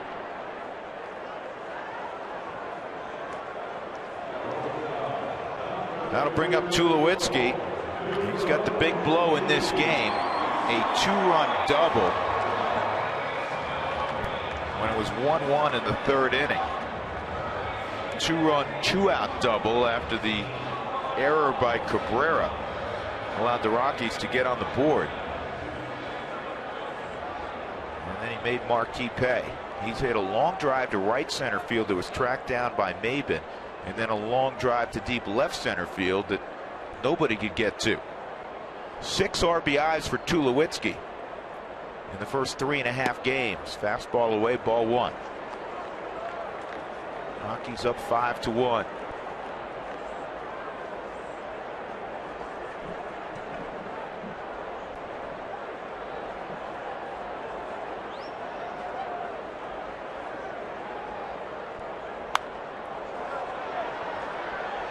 This is out of play.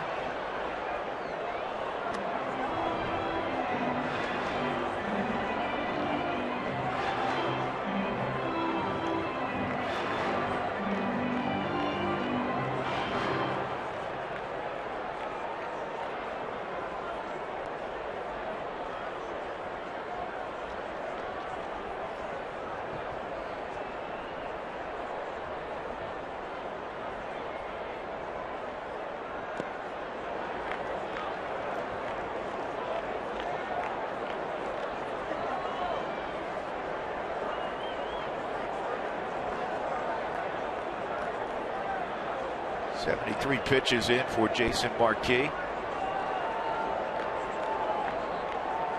Played with Minnesota and the Padres last year.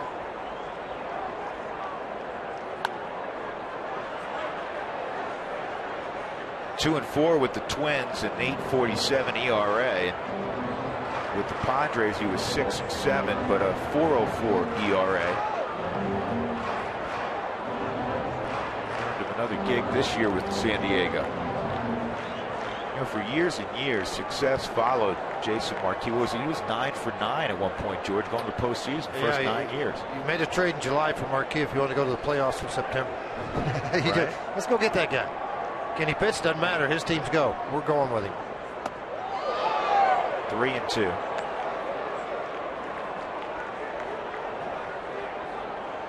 Good luck charm.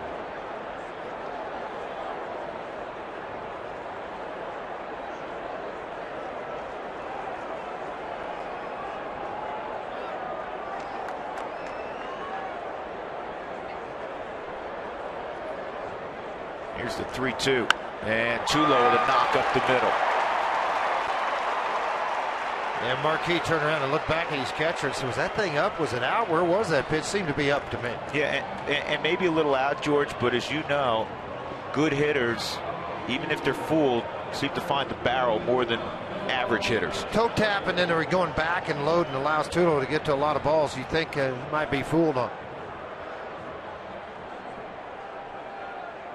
Provide you with an answer to the AT&T trivia question as Michael Kadire steps in, 1 for 2.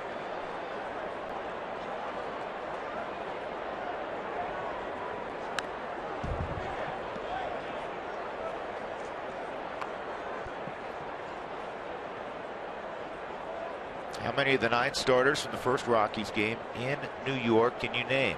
Rockies got shut out by Doc Gooden that day. Well, Joe Girardi wanted to be here, but he had other things going. David Need, he's here. Big Cat, Eric Young, Freddie Benavides, Charlie Hayes, Gerald Clark, Alex Cole. And in right field, of course, Dante. You know, people don't realize Dante was a really good outfielder. Dante, before the knee injuries, he had great arm. Yeah.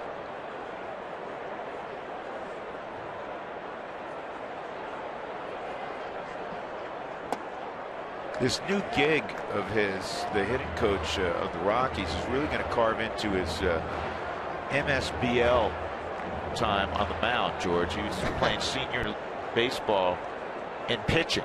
They told me he plays that. He's playing tennis to keep in shape. He's lifting weights. They got an old warehouse down in Orlando that his son, Dante Jr., and his high school son, a lot of pro guys.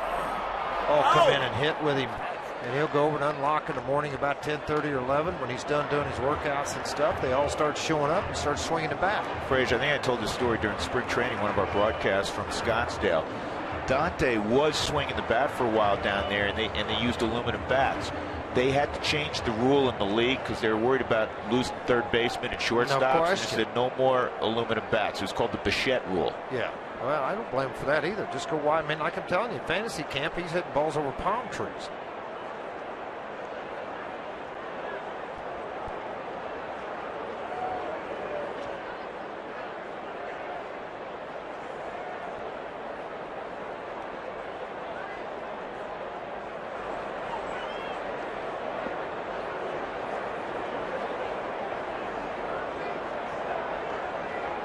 Two and two on Kadire. Tulowitzki at first with 2 outs. Way outside, 3-2.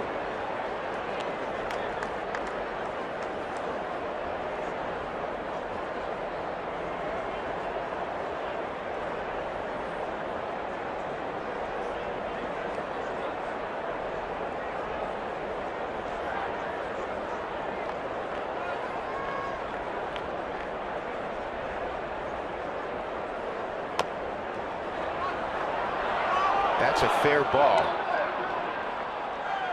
And Kadire out at first base. Kadire asking home plate umpire Clint Fagan to get help from first base umpire Gary Darling. He's going to lose this appeal.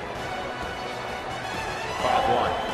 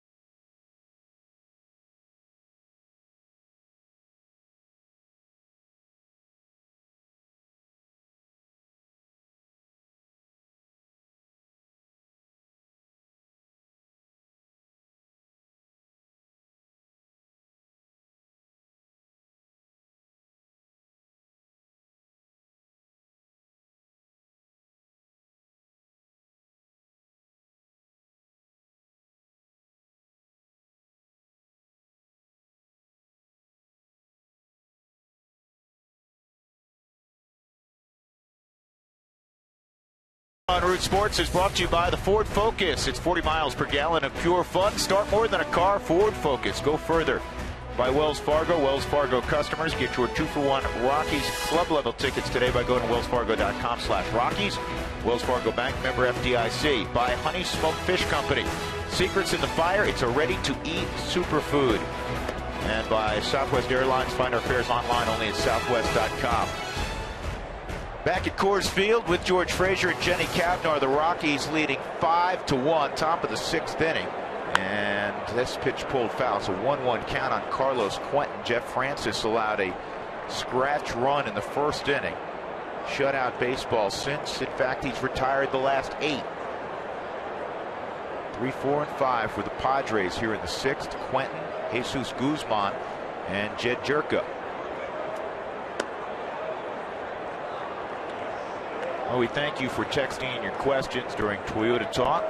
For more answers to your questions, visit the Root Sports Facebook page at facebook.com. Tracy Ringlesby will answer some additional questions, and Toyota Talk will continue in the postgame show. Chris Nelson and Quentin is the first out of the 6th inning. Been a busy afternoon for Nelly. every inning retiring the leadoff man, Jeff Francis, has allowed himself to make pitches and get through these innings with some pretty good efficiency. Just 79 pitches in the game right now. And be able to handle the middle of this lineup for them, even though it doesn't have Headley in it, it's still a pretty potent lineup. Next pitch will be number 80, and George, you really got to like that strike to ball ratio. Well, and you hope a lot of the young kids that watch this, I mean, they understand those strikes, it doesn't have to be overpowering, but locate the bottom half of the strike zone.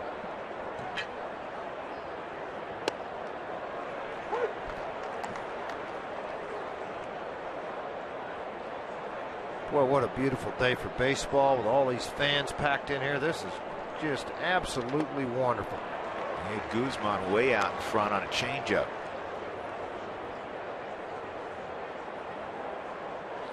Well, it's always a pleasure to look out in the far reaches of right center field and see folks. And of course, straight ahead for us is the rock pile. I'm sitting around looking at all of the walkways here, just packed with people. Every single one, floor by floor.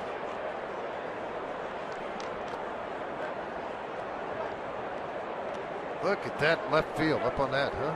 Dougie, they're having fun out there. You want to go out and check out, make sure everything's okay? Get us a Heltenberger if you go out there.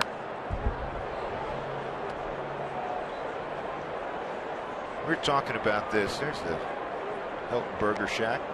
We were talking about this during the final game in Milwaukee. The impact already in one spring training that Yorvi Torrealba's had on Willeen Rosario. Where's that?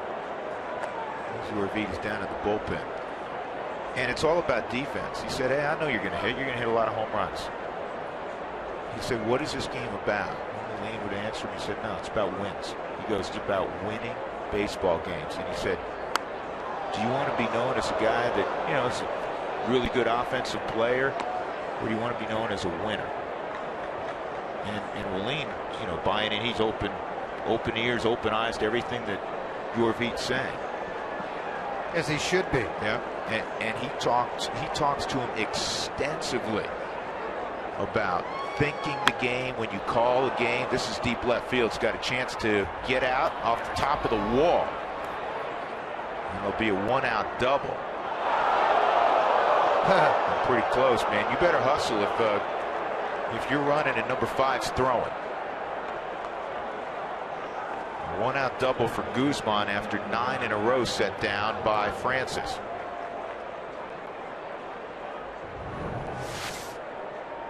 Well, a really good throw and on the line into second base. Quick skip. You got to get out of the box and get going, or you're going to pay for it. Guzman did not have a hit or an RBI prior to this game today, and he's got a couple of hits, a single, double, and an RBI. Strike one on Jerko. His third at bat, a couple of punch outs. Now, I know Yorvit is down in the bullpen, but the first part of the game, if he's not playing, he's in the dugout, and he's a live wire. Thing is, he talks in between innings with Willeen. It's Every like time. a personal coach coming in, and whether it's just, hey, great job that half, did a good job blocking the ball, calling it, great job, or if he feels like he needs to get after him a little bit, and he will. I mean, you're talking about a young man behind the plate right now that could end up being a Pudge Rodriguez type player. I mean, that's putting it out there pretty good. I mean, Rodriguez will be a Hall of Famer. But to hit 28 home runs like that and be able to handle everything the way Pudge could. I mean, this kid throws just right about like Pudge. And Frage, it's a great point you made, because he just figured it out last year offensively. I mean, he came on the second half and hit over 300 the final couple of months. I mean, this is a new league for him. And this whole thing about defense, I mean, it's been going on a couple of years in the Texas League. It's gone on here at the big league level. But I mean, finally, I think he's realizing, okay, no more headlines. I got to get busy. And he's done just that. I mean, the improvement of just what I've seen in, you know, the 2 games in Milwaukee and the game here today, it's the confidence factor that he's bringing to the table more than anything. And understanding you can impact the game in a positive way when you're playing that position, even if you go 0 for 4. Swung on and missed, and for the third time, Jeff Francis has struck out the young man from West Virginia, Jed Jerko. Well, and he's going back to the dugout. Is this guy ever going to give me a fastball? Because everything coming out of the hand is off speed. You see that 3-finger change coming out, the circle change with a lot of just kind of fanning the baseball into the throwing area and allowing the movement and arm speed to create all that. Good pitch.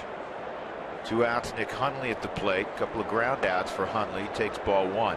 Nick last year just had an atrocious season.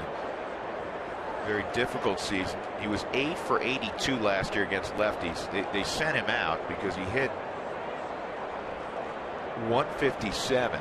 And to his credit, he has worked tremendously hard on getting the swing back. Phil Plantier, their hitting coach, he'd go to his house and hit on a regular basis in the winter. And in spring training, it paid off for Hundley. In spring training, Nick hit .358 with 3 home runs, drove in 10. And he swung the bat pretty well in New York. Here's the 1-1. And of course, they need him to be a big factor. A year ago, he signed a 3-year pretty lucrative contract, but keep in mind Yasmani Grandal serving a 50-game suspension. He's the one who caught after Hundley got sent out last year. And really had won the job, to be honest with you. I mean, he had taken it over with his bat. Hit a home run here on both sides of the plate against the Rockies.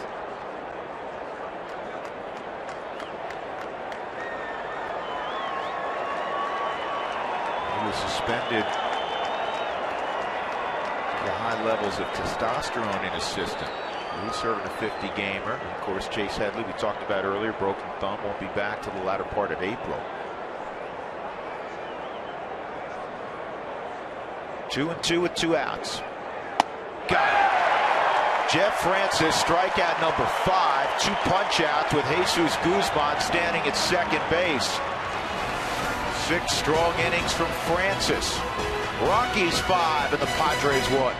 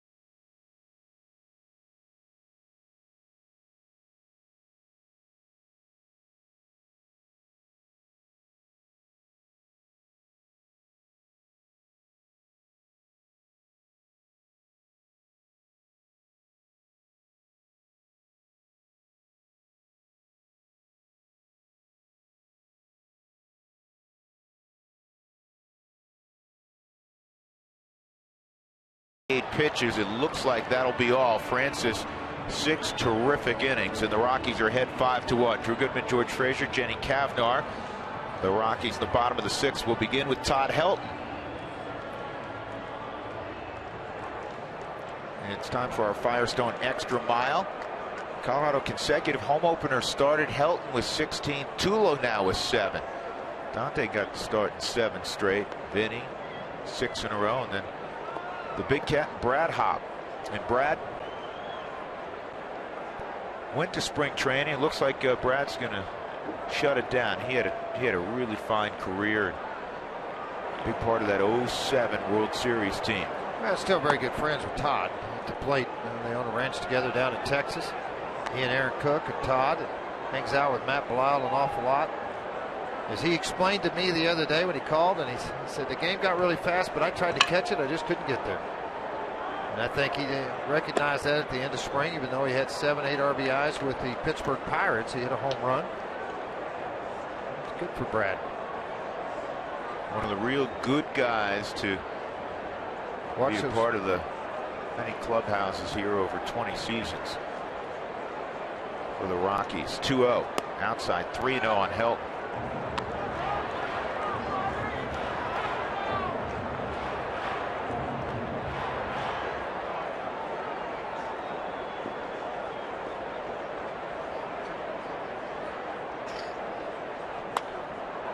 And Helton swinging 3-0, got a pitch to handle, he got underneath it.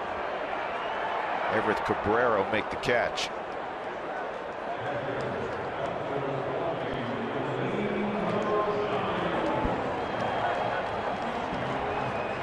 And here comes the baby bull. Moline lined a home run to left, his second of the year in the 4th inning. Got a slider, George, and ripped it. Got it out over the plate, let his arms get extended. Jason knew it when it left the bat, so did the left field bleachers. They got a feeling they're going to get a few souvenirs over in left field this year with Tuna Whiskey, Rosario, and Kadire.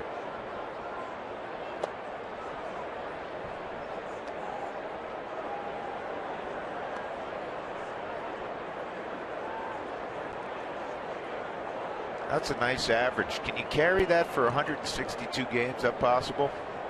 It's possible, but it's not very unlikely, but it is possible. You haven't seen one of those? Yeah.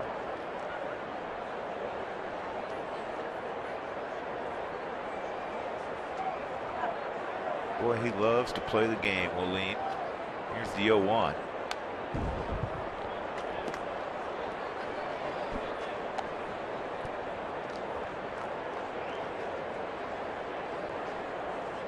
Chris Nelson on deck.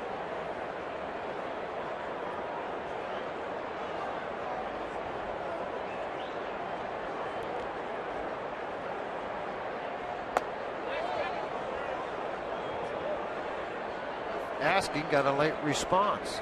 I think you want to make sure you get out to the ballpark early on April the 21st. KOA and Napa Auto Parts is going to sponsor the first 20,000 fans to the ballpark to receive an Eric Young 20th anniversary bobblehead. Make sure you get out to the yard for that. That is all on April 21st.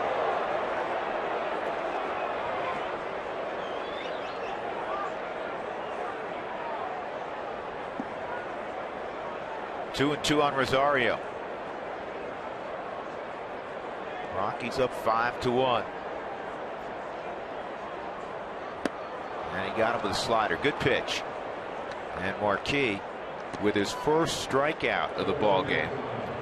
2 outs. Chris Nelson will be coming up. And it's just a veteran there, going inside hard with a fastball under the arm, and then now placing the slider in a very good location after coming hard in.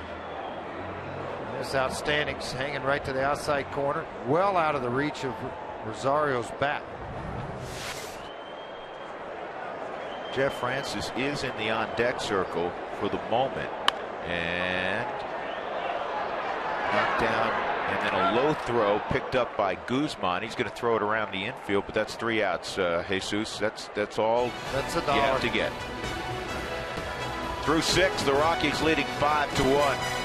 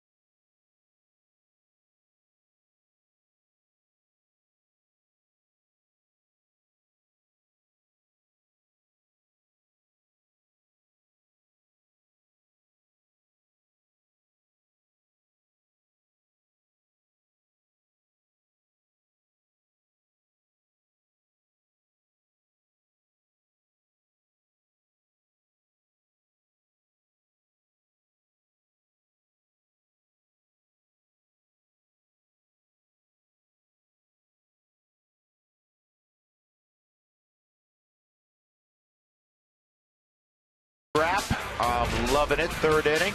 After an error by Cabrera made it 1-1. Tulowitzki with 2 aboard. Cleared the bases. 3-1 Colorado. Fourth inning, the Rockies started playing pepper with the seats. Rosario. And then in the fifth, Dexter Fowler. This is crushed.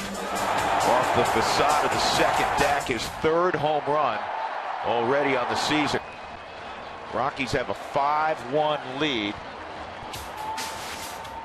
And Adam Ottavino in the 7th inning will take over. Cameron Maben's at the plate. Second appearance this year for Ottavino, the Brooklyn native. A year ago, that's what he did in a Rockies uniform. Did nice work a year ago. 79 innings, 81 strikeouts. Has tendency to get wild at times. Took the loss on opening day in Milwaukee without giving up a hit. Very good fastball, 92-95 with a slider. It is one of the better sliders in the National League. Final line for Francis, 6 innings, a run on 5 hits. He walked 1, struck out 5. He was outstanding.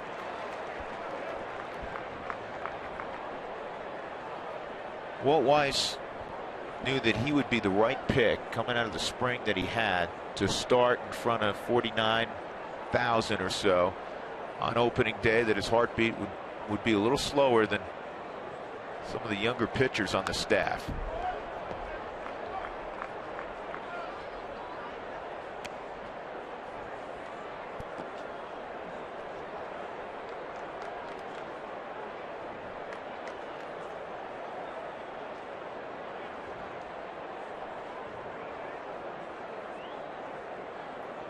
Wanted him to shake off and then let's go fastball away. You just came up and in and missed. Get the ball out here to me in that outside part of the plate. Going to get a good result though. Hopefully with the ball hit out to Tulowitzki, and it was. You know, we sometimes forget, Frage, that Adam Ottavino run that fastball up to 96. Well, that's just trusting. He falls in love with his slider, in my opinion, too much with his slider. He's got a great fastball. Former #1 pick. Join us April 16th. We'll turn back the clock to 1993 in celebration of the first ever Rockies game with throwback uniforms and ticket prices. This should be exciting. 303 Rockies, Rockies.com/bobble. Mets are in town. Anthony Bass warming up for the Padres. Cody Ransom out of the 8th spot in the lineup, 0 for 2. Ground ball to second and a line drive to third. Reed Brignac's come in for Chris Nelson at third.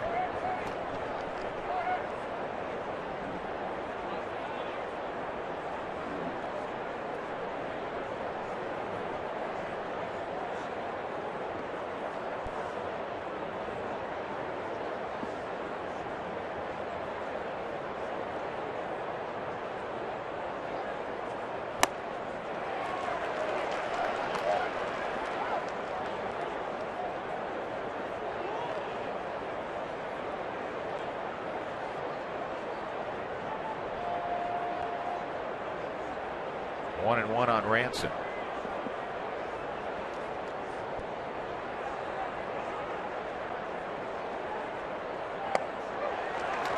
That was a nasty slider. Alexi Amarista has come out to pinch hit for Marquis.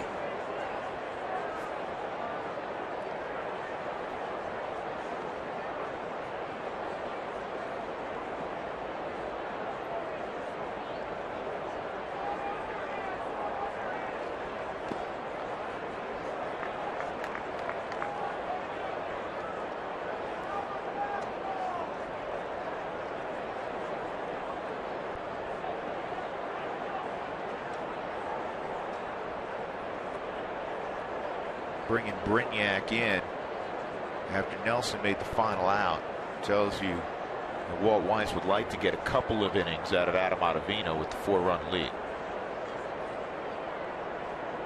And that's what he's used to doing. I mean, a long-time starter. You know, high fly balls are going to be a Coors Field out. Hopefully will be, and it will be. Right at the track.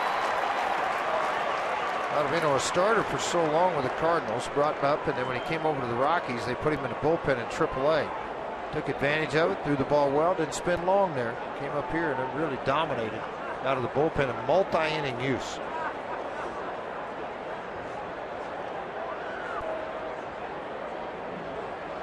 And I like this.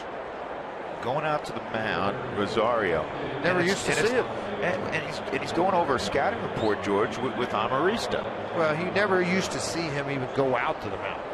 Guys would be struggling. They'd have to yell out of the dugout to tell him to go talk to him. Not anymore.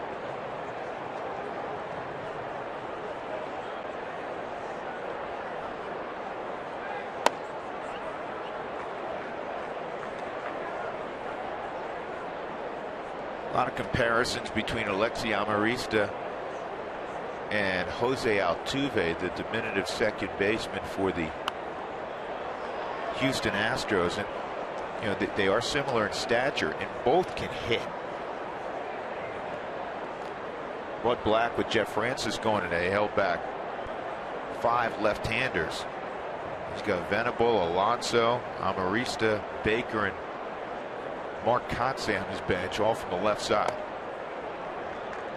2-1. If you have auto glass damage, call Safelight Auto Glass, 303-287-5000. Online at safelight.com.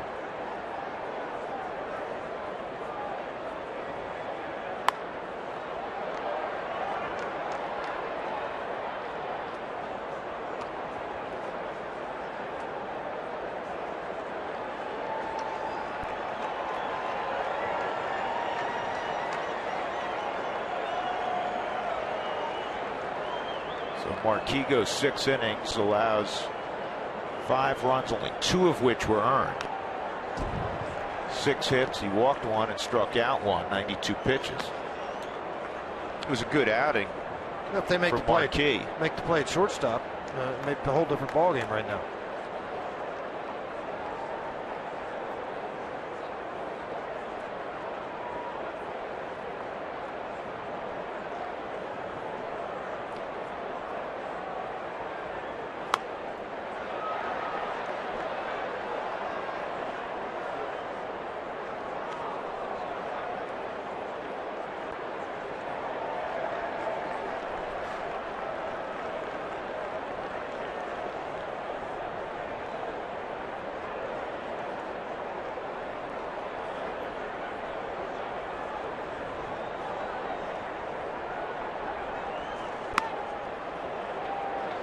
To second base, Rutledge flips over a 1-2-3, 7th inning for Adam Ottavino.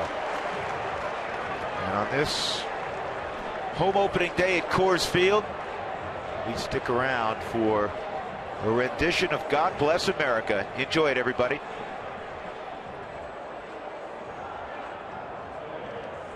Please rise as we honor our great country by the performance of God Bless America. Performing God Bless America today, representing the United States Navy Reserve Support Center, is Yeoman Second Class Mark Stallings. Please welcome Yeoman Stallings and join him by singing along to God Bless America.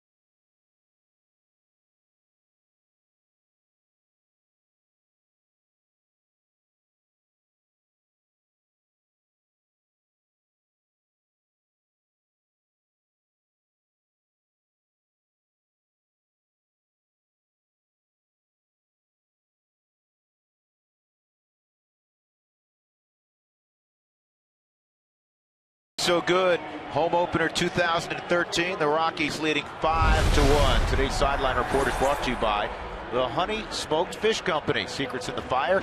It's a ready-to-eat superfood.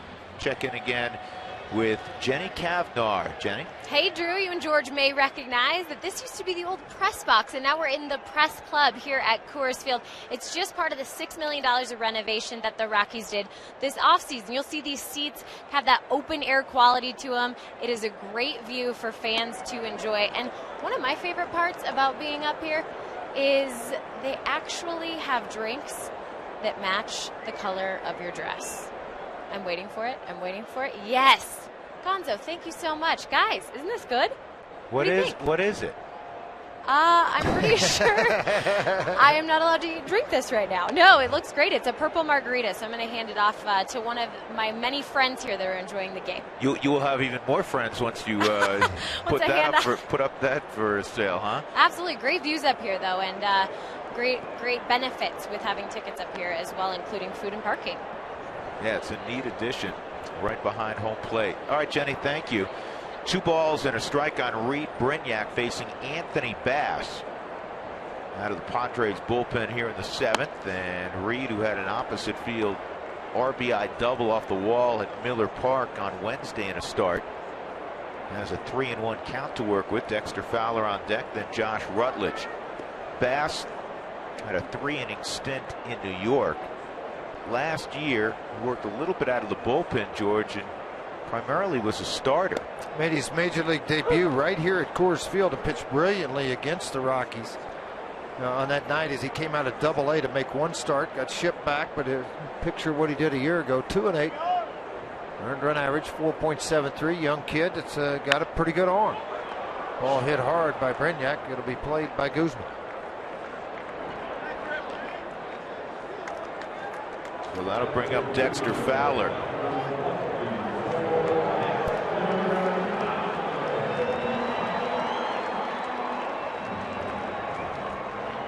A breakout year last year for Dexter, and who knows what is in store this year. He is off to a gorgeous start, really just continuing what he did in spring training. 3 home runs already, including this one in the 5th inning. George, this is a cargo kind of home run. Just expanding it a lot more. I tell you, Dexter getting the feel for the swing. Obviously, the results are coming quickly for Dexter Fowler.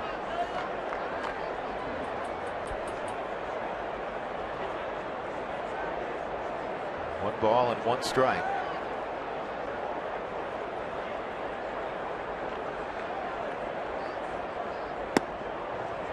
You talked about it a little bit, Frazier, in Milwaukee. There were people about a year ago said he should bag hitting left-handed. The hardest thing to have in this game, whether you're an executive, a scout, a manager, a coach, or a fan, is patience. Well, you want to win right now. The player wants to do well right now. You know, and I think that when Dexter, whenever it was, made that last stint to AAA, hit pretty good left-handed. They made some adjustment with his hands. The load got better. But now all those same scouts and all those other guys are all saying, you know what, man, I always want him to hit left-handed. And that's one of the hardest jobs, sitting upstairs trying to decide what a player needs to do to have the best success and selling the player on that.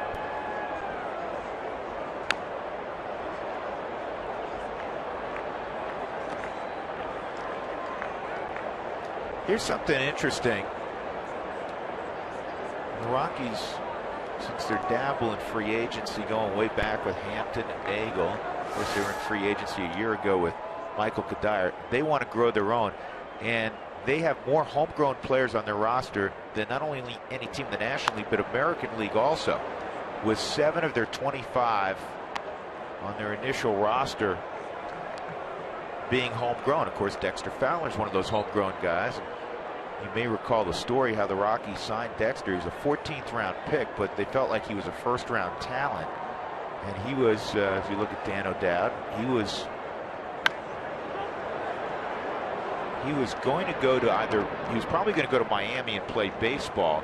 He also had an opportunity to play baseball and basketball at Harvard.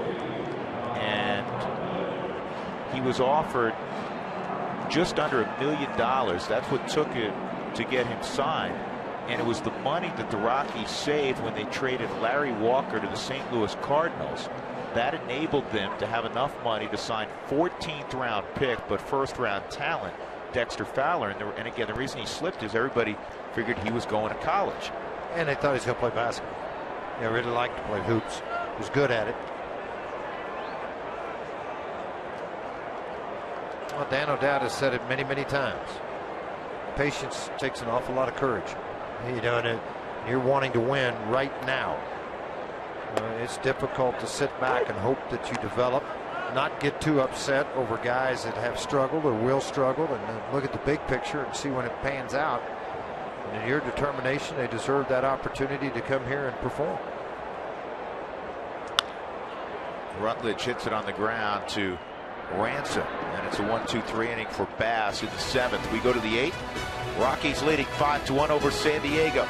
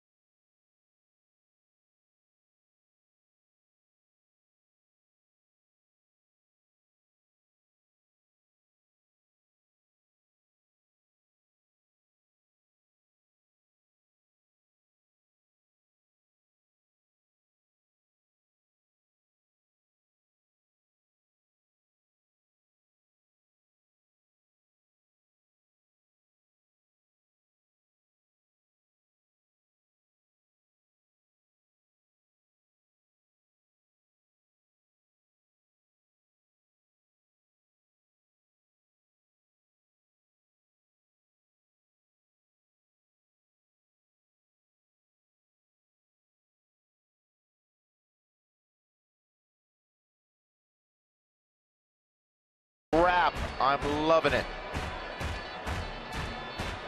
And the crowd inside Coors Field, the crowd at home loving it so far. 5-1, 8th inning.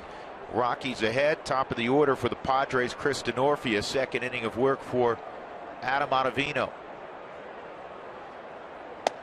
And the fastball is high, ball 1. Denorfia single back in the 3rd. He's 1 for 3. Jeff Francis, 6 fine innings, allowed a run on 5 hits, walked 1, struck out 5.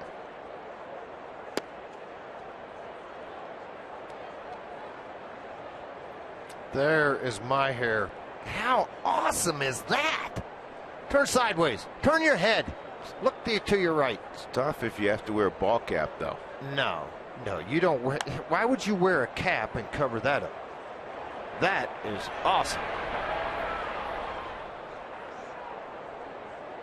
Look how it's all like cut out and everything. That's beautiful.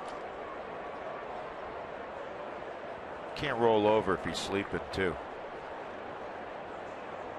Just put 2 pillows on both sides. Now, how long did that take? Yeah, a couple hours. And a lot of money.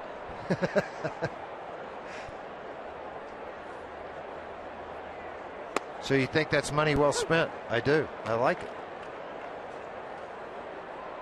Sammy would do it. He just can't. 2-2.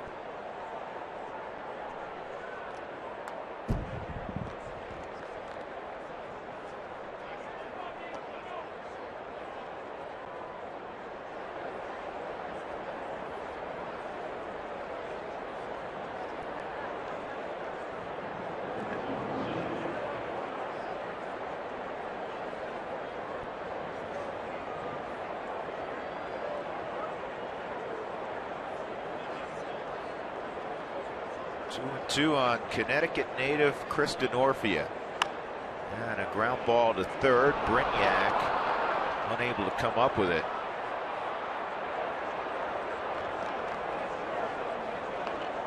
He had a similar play the other day that he kind of whiffed on, but Chulo was able to make the play behind him. Not that time. So Denorfia reaches. That'll bring up Everett Cabrera. What's next is brought to you by CenturyLink. Here's the starting matchup on the mound tomorrow. John Garland will make his Rockies debut, former Padre in fact, against the former Oakland A big 6'6" Tyson Ross. Ross 2-11 with the A's last year. Slowly hit the second. And Rutledge gets the lead runner.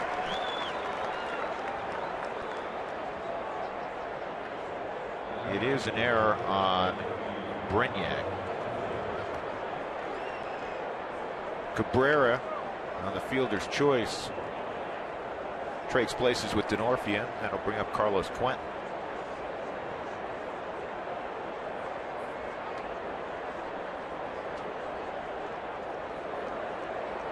Quentin's 0 for 2 and a walk.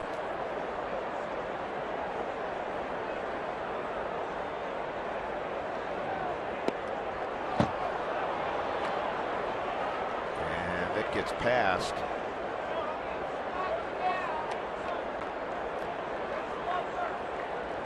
Rosario, just off his glove. That's a pass ball. Of course, that's what Willeen struggled with a year ago. Well, if you'd like to receive text message alerts when the Rockies score 7 or more runs, text TACO to 720-720.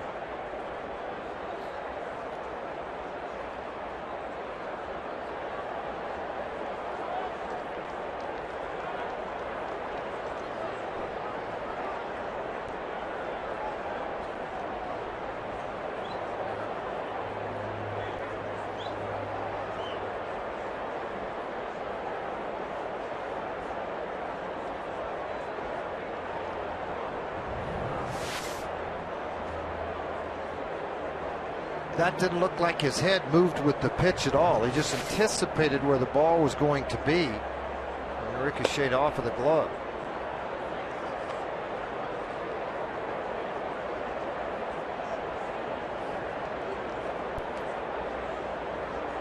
You don't want any position to have a lapse in concentration, but a catcher can't have any. You know, you're out there in right field, you may say, "Ooh, you know what? I snoozed on that pitch, but the ball didn't get hit in your direction." Can't happen behind the plate. 3-0 now. Ottavino has fallen behind Quentin. Wilton Lopez, the right-hander, warming up down in the bullpen for the Rockies. It's the 8th inning. Walt Weiss has said he would like to use him in the 8th, he and Belisle.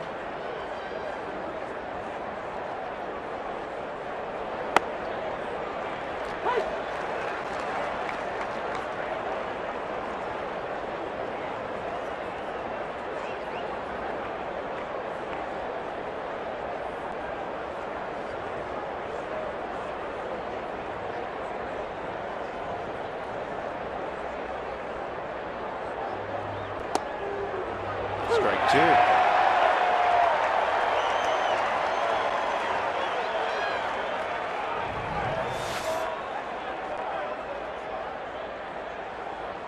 Thought it was high, thought it was a little bit inside. Like Fagan did, rung him up.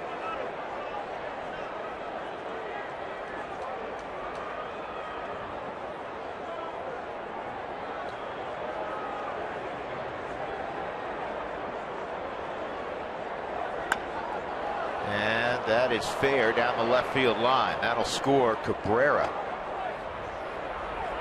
And Quentin will have a double. 5-2.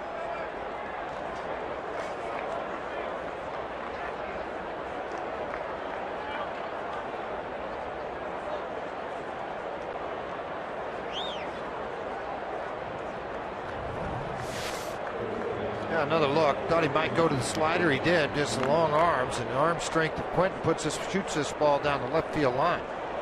Ball breaking away from him. You see that Rosario going out to put the block on. Sometimes you got to just admit pitchers practice too, and the hitters do. And you make a good pitch, you still have to pay for it at times. Strike one on Guzman. He's got a couple hits today. A single in the first that drove in a run, and a double in the 6th inning.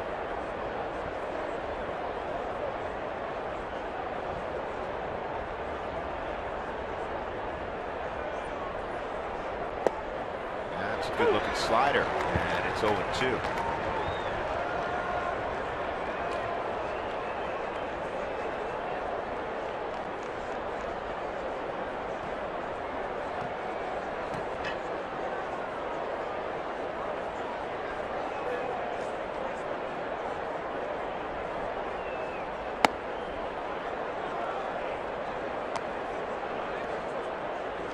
Following a Rockies home run for the homeless. 5K is on Sunday, May 12th. Go to therockies.com/5K for more information.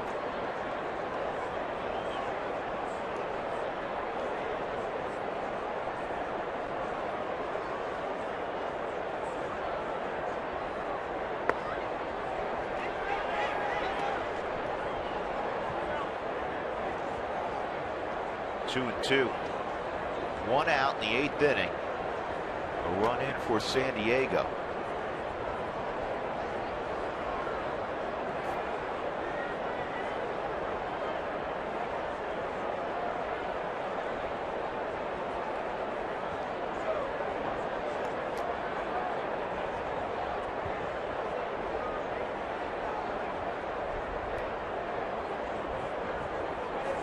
Got it. Good pitch. Guzman fanned by Ottavino. 2 outs, and that'll bring up Jerko. Well, watch how far this ball slides out of the zone. I mean, it's a really nice job by Willeen to anticipate. A year ago, you wouldn't see the right leg shift out so much. You would just see Willeen try to backhand everything. That was very nicely done.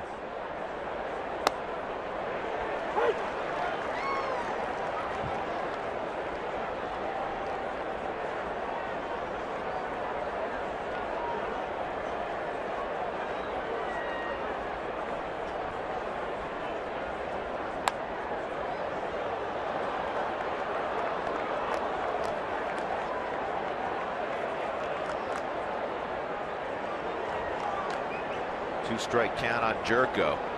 Trying to stay away from George the Golden Sombrero. I was just getting ready to say the hat's in the lock. It's getting ready to jump on out there at you.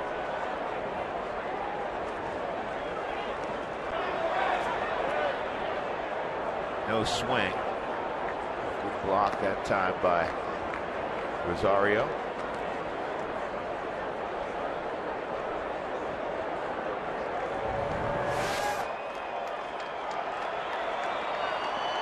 Really nice job. Soft. You know, everything's soft all of a sudden instead of ricocheting off of it.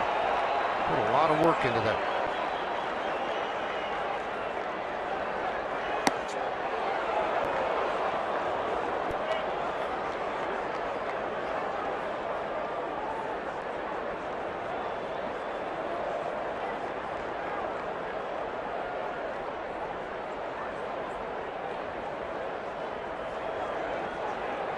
Two, and it's lined to Tulowitzki. He's got him safe. He's got to make the out at first base. And fortunately, Rutledge was still looking, and Jerko was not. The third base umpire, Bruce Dreckman, had his hands out that it was not a catch.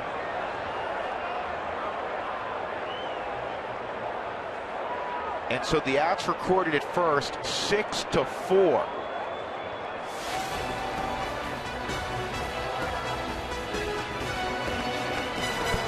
He's got no one to throw it to, and I don't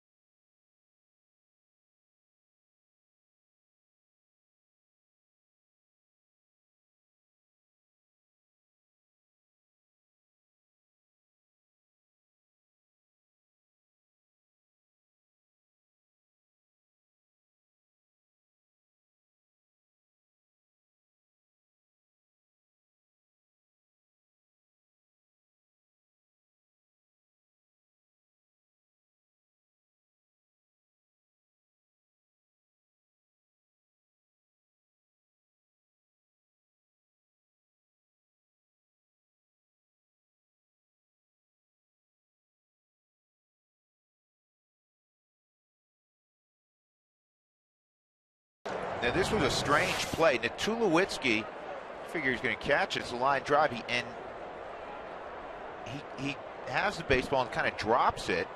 And Bruce Dreckman, everybody's running off the field, says that's not an out. And now Tulo notices, and I think he's trying to be inconspicuous. Back live. This is a long drive to right. And a nice catch made out there by Denorfia. Second time Carlos Gonzalez has been robbed of first a home run in Milwaukee and at least a double there. Nice play to Denorfia, knowing that he's coming into that auxiliary scoreboard that has the fencing where the fans sit there. Try to brace as you go after this, even though there's pads there. It's pretty uneven. I mean, you got to get prepared for impact. But make sure you get your feet in the air. Anyhow, he got the attention of Rutledge. And as I said, good thing Jerko didn't run through the bag. Jerko, he stopped halfway up, was taking his shin guard off. Tulo's got a couple of hits today, a 2-run double in the third, a single up the middle in the fifth. One time they retired him, it took a fine play by center fielder Cameron Maben on a drive to deep right center. High fly ball right center field. Denorfia makes the catch, 2 outs. Rafael Betancourt getting loose, getting ready to throw the 9th inning.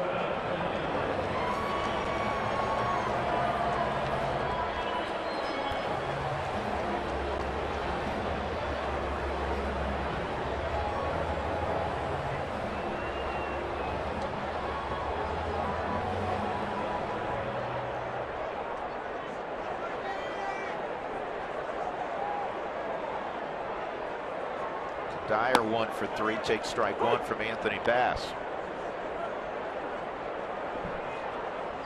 Looking forward, George, to watching John Garland tomorrow. I am too. I think this is a good sign by the Rockies. A veteran guy, 132-game winner at the big league level.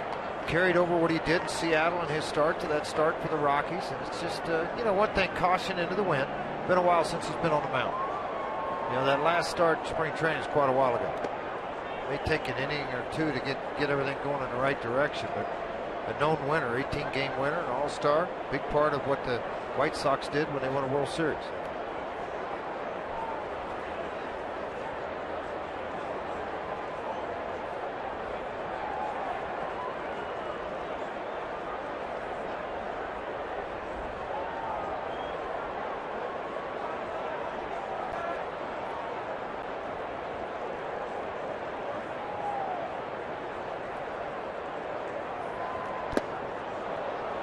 Two and 2 on Kadire.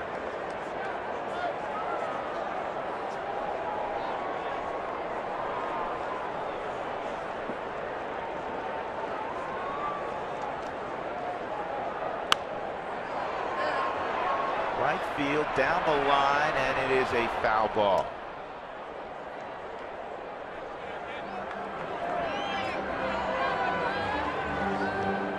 Follow the Rockies on your phone or iPad with the MLB.com At-Bat 13 app featuring pitch tracking, stats, highlights, and a whole lot more.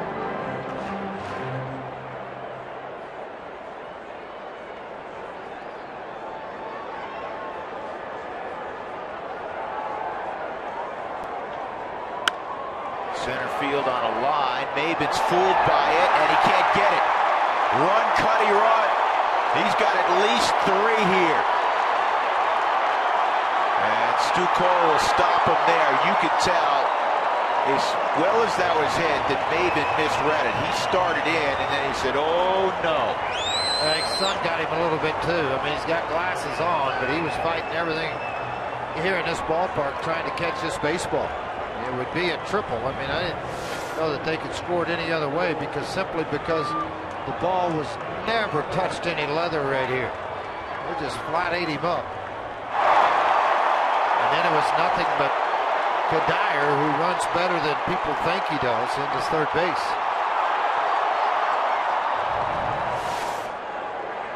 A chance for a 2-out insurance RBI for the Rockies. Helton's at the plate, 0 for 3.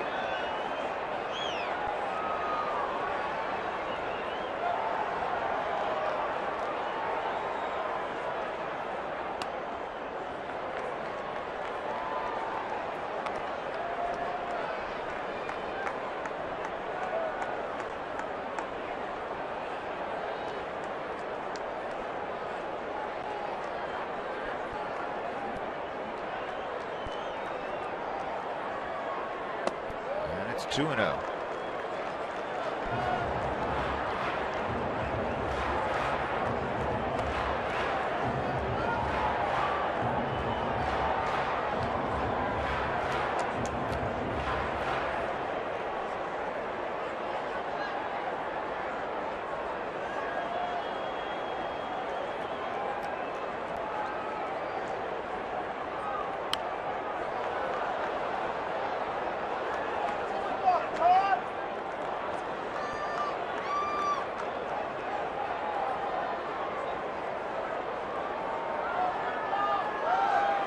Drafted by the Padres out of high school in the second round and came very close to signing. And now he's tortured them for the last 17 years.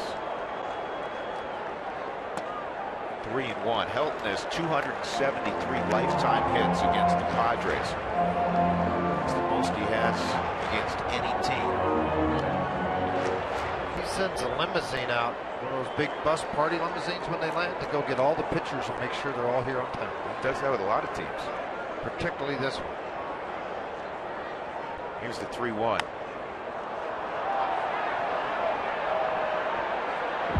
And not enough room for Ransom. 3-2.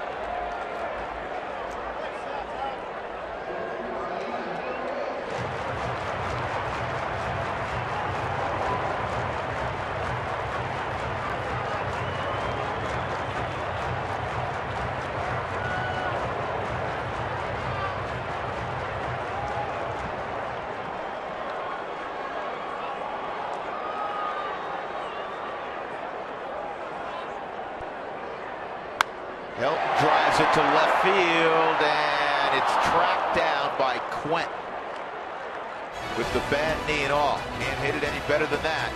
Kadire left at third. Rockies looking for 3 more outs.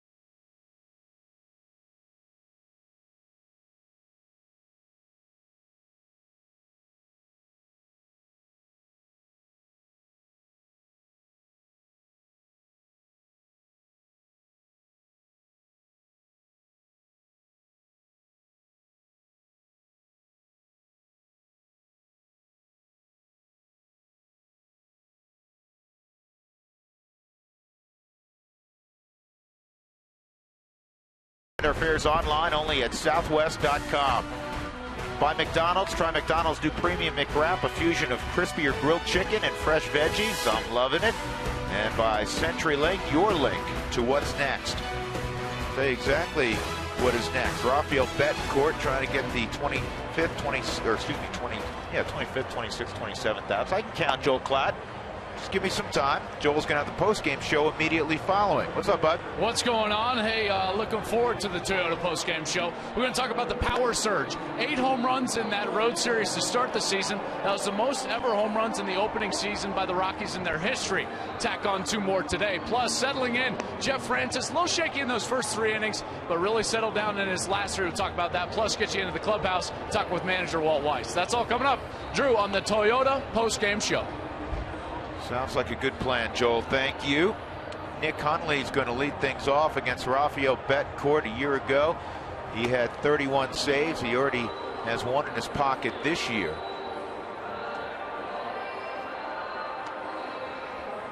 I like the fact, like you like, about everybody that seems to come out of the Rockies bullpen. No walks. 12 walks and 57 and plus innings with 57 strikeouts. 6 home runs given up.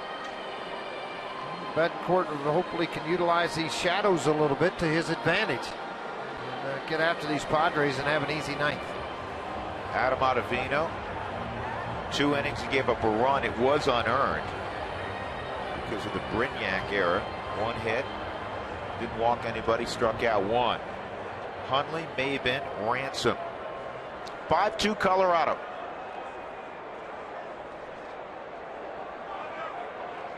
The whole plan for the Rockies at the start of spring training, conversation throughout the winter, and it was really emphasized to the starting pitching.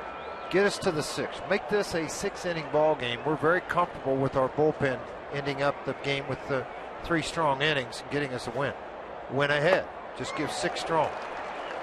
Well, you think about the first 4 ball games, George. Chacin pitched into the 7th inning. He pitched outstanding on opening day in Milwaukee. De La Rosa, an uneven performance. He didn't get out of the 5th inning. Part of it was because the great numbers Braun had against him, so Walt Weiss didn't want that matchup to occur again. Nicasio. And then Nicasio pitched 6 very solid innings, and Jeff Francis 6 outstanding innings today. Jeff, just to carry over of spring training of what he was accomplishing then. Remember, spring he was outstanding. You remember how tough it was a year ago. The Rockies have, whether you like this term or not, does indicate solid starting pitching. 3 quality starts in their first 4 ball games. That's exactly right. I'm not a big fan of the quality start thing. I'm a fan of wins and losses. I don't think a blown save should be called in the 6th or 7th inning, you know. I think it's a 9th inning thing, you know. I think it's blown hold, yeah. But you give your team to win. You give your team a chance to win a baseball game. That's all you can ask out of the starter. If you happen to get the win, great. But if your team gets it, even better. 1-2, ground ball to third. Brignac.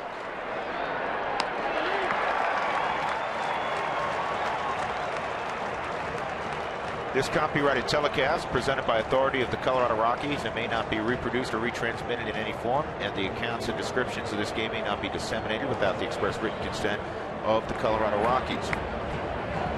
Cameron Maben, a double back in the 2nd inning. Ground ball to third and a ground ball to short from Maben.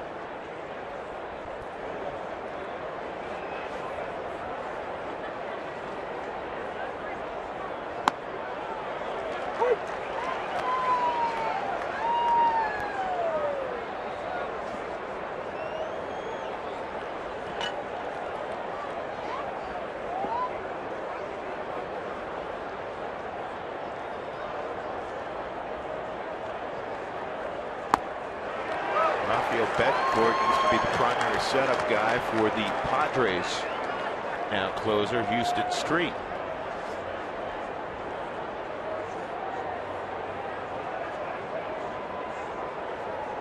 Houston got the save yesterday at Citi Field.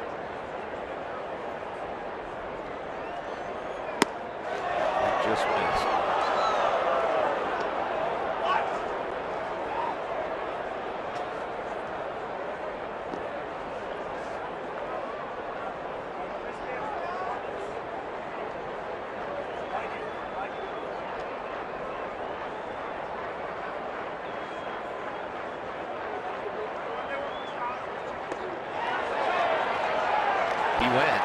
Checked it out at first base.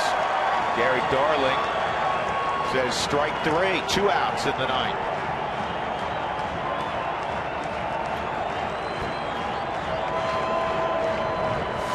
Biggest difference is the ability to get after it and throwing strikes, because then you get guys to commit. I thought he went. When bat head came around, you get the strikeout. 1 out away from a Rockies opening day victory.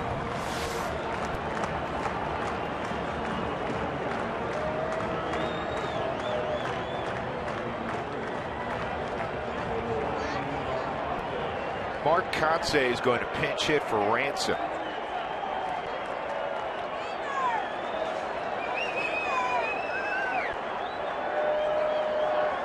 Two outs, nobody on in the 9th. And Mark takes ball 1.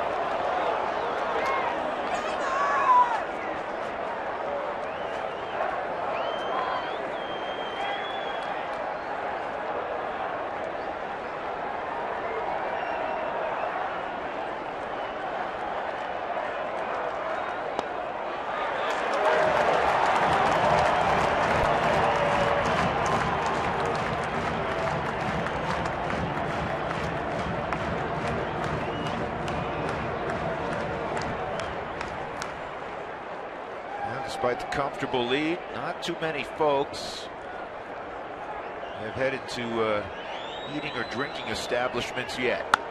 Ground ball up the middle. That'll be a base hit for Kotsay. Bud will go to his bench another time. And it'll be Yonder Alonso.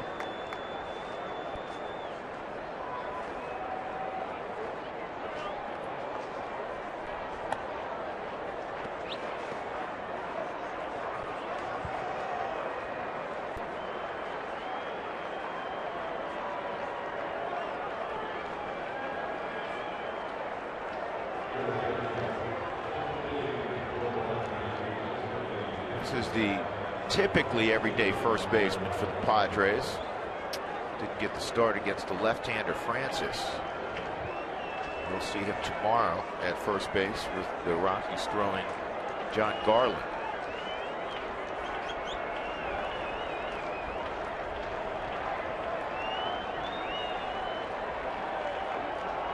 Help playing behind. And the first pitch, a slider in there for a strike. Moving to second is Kotsay.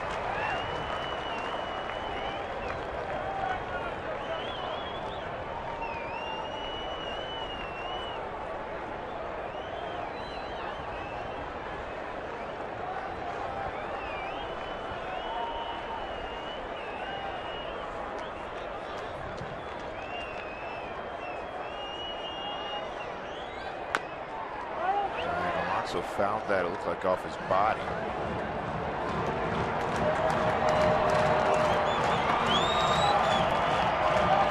Rockies Real Time, the program debuts right after our post-game show today on Root Sports. You want to catch that, get up close and personal with Jordan Pacheco.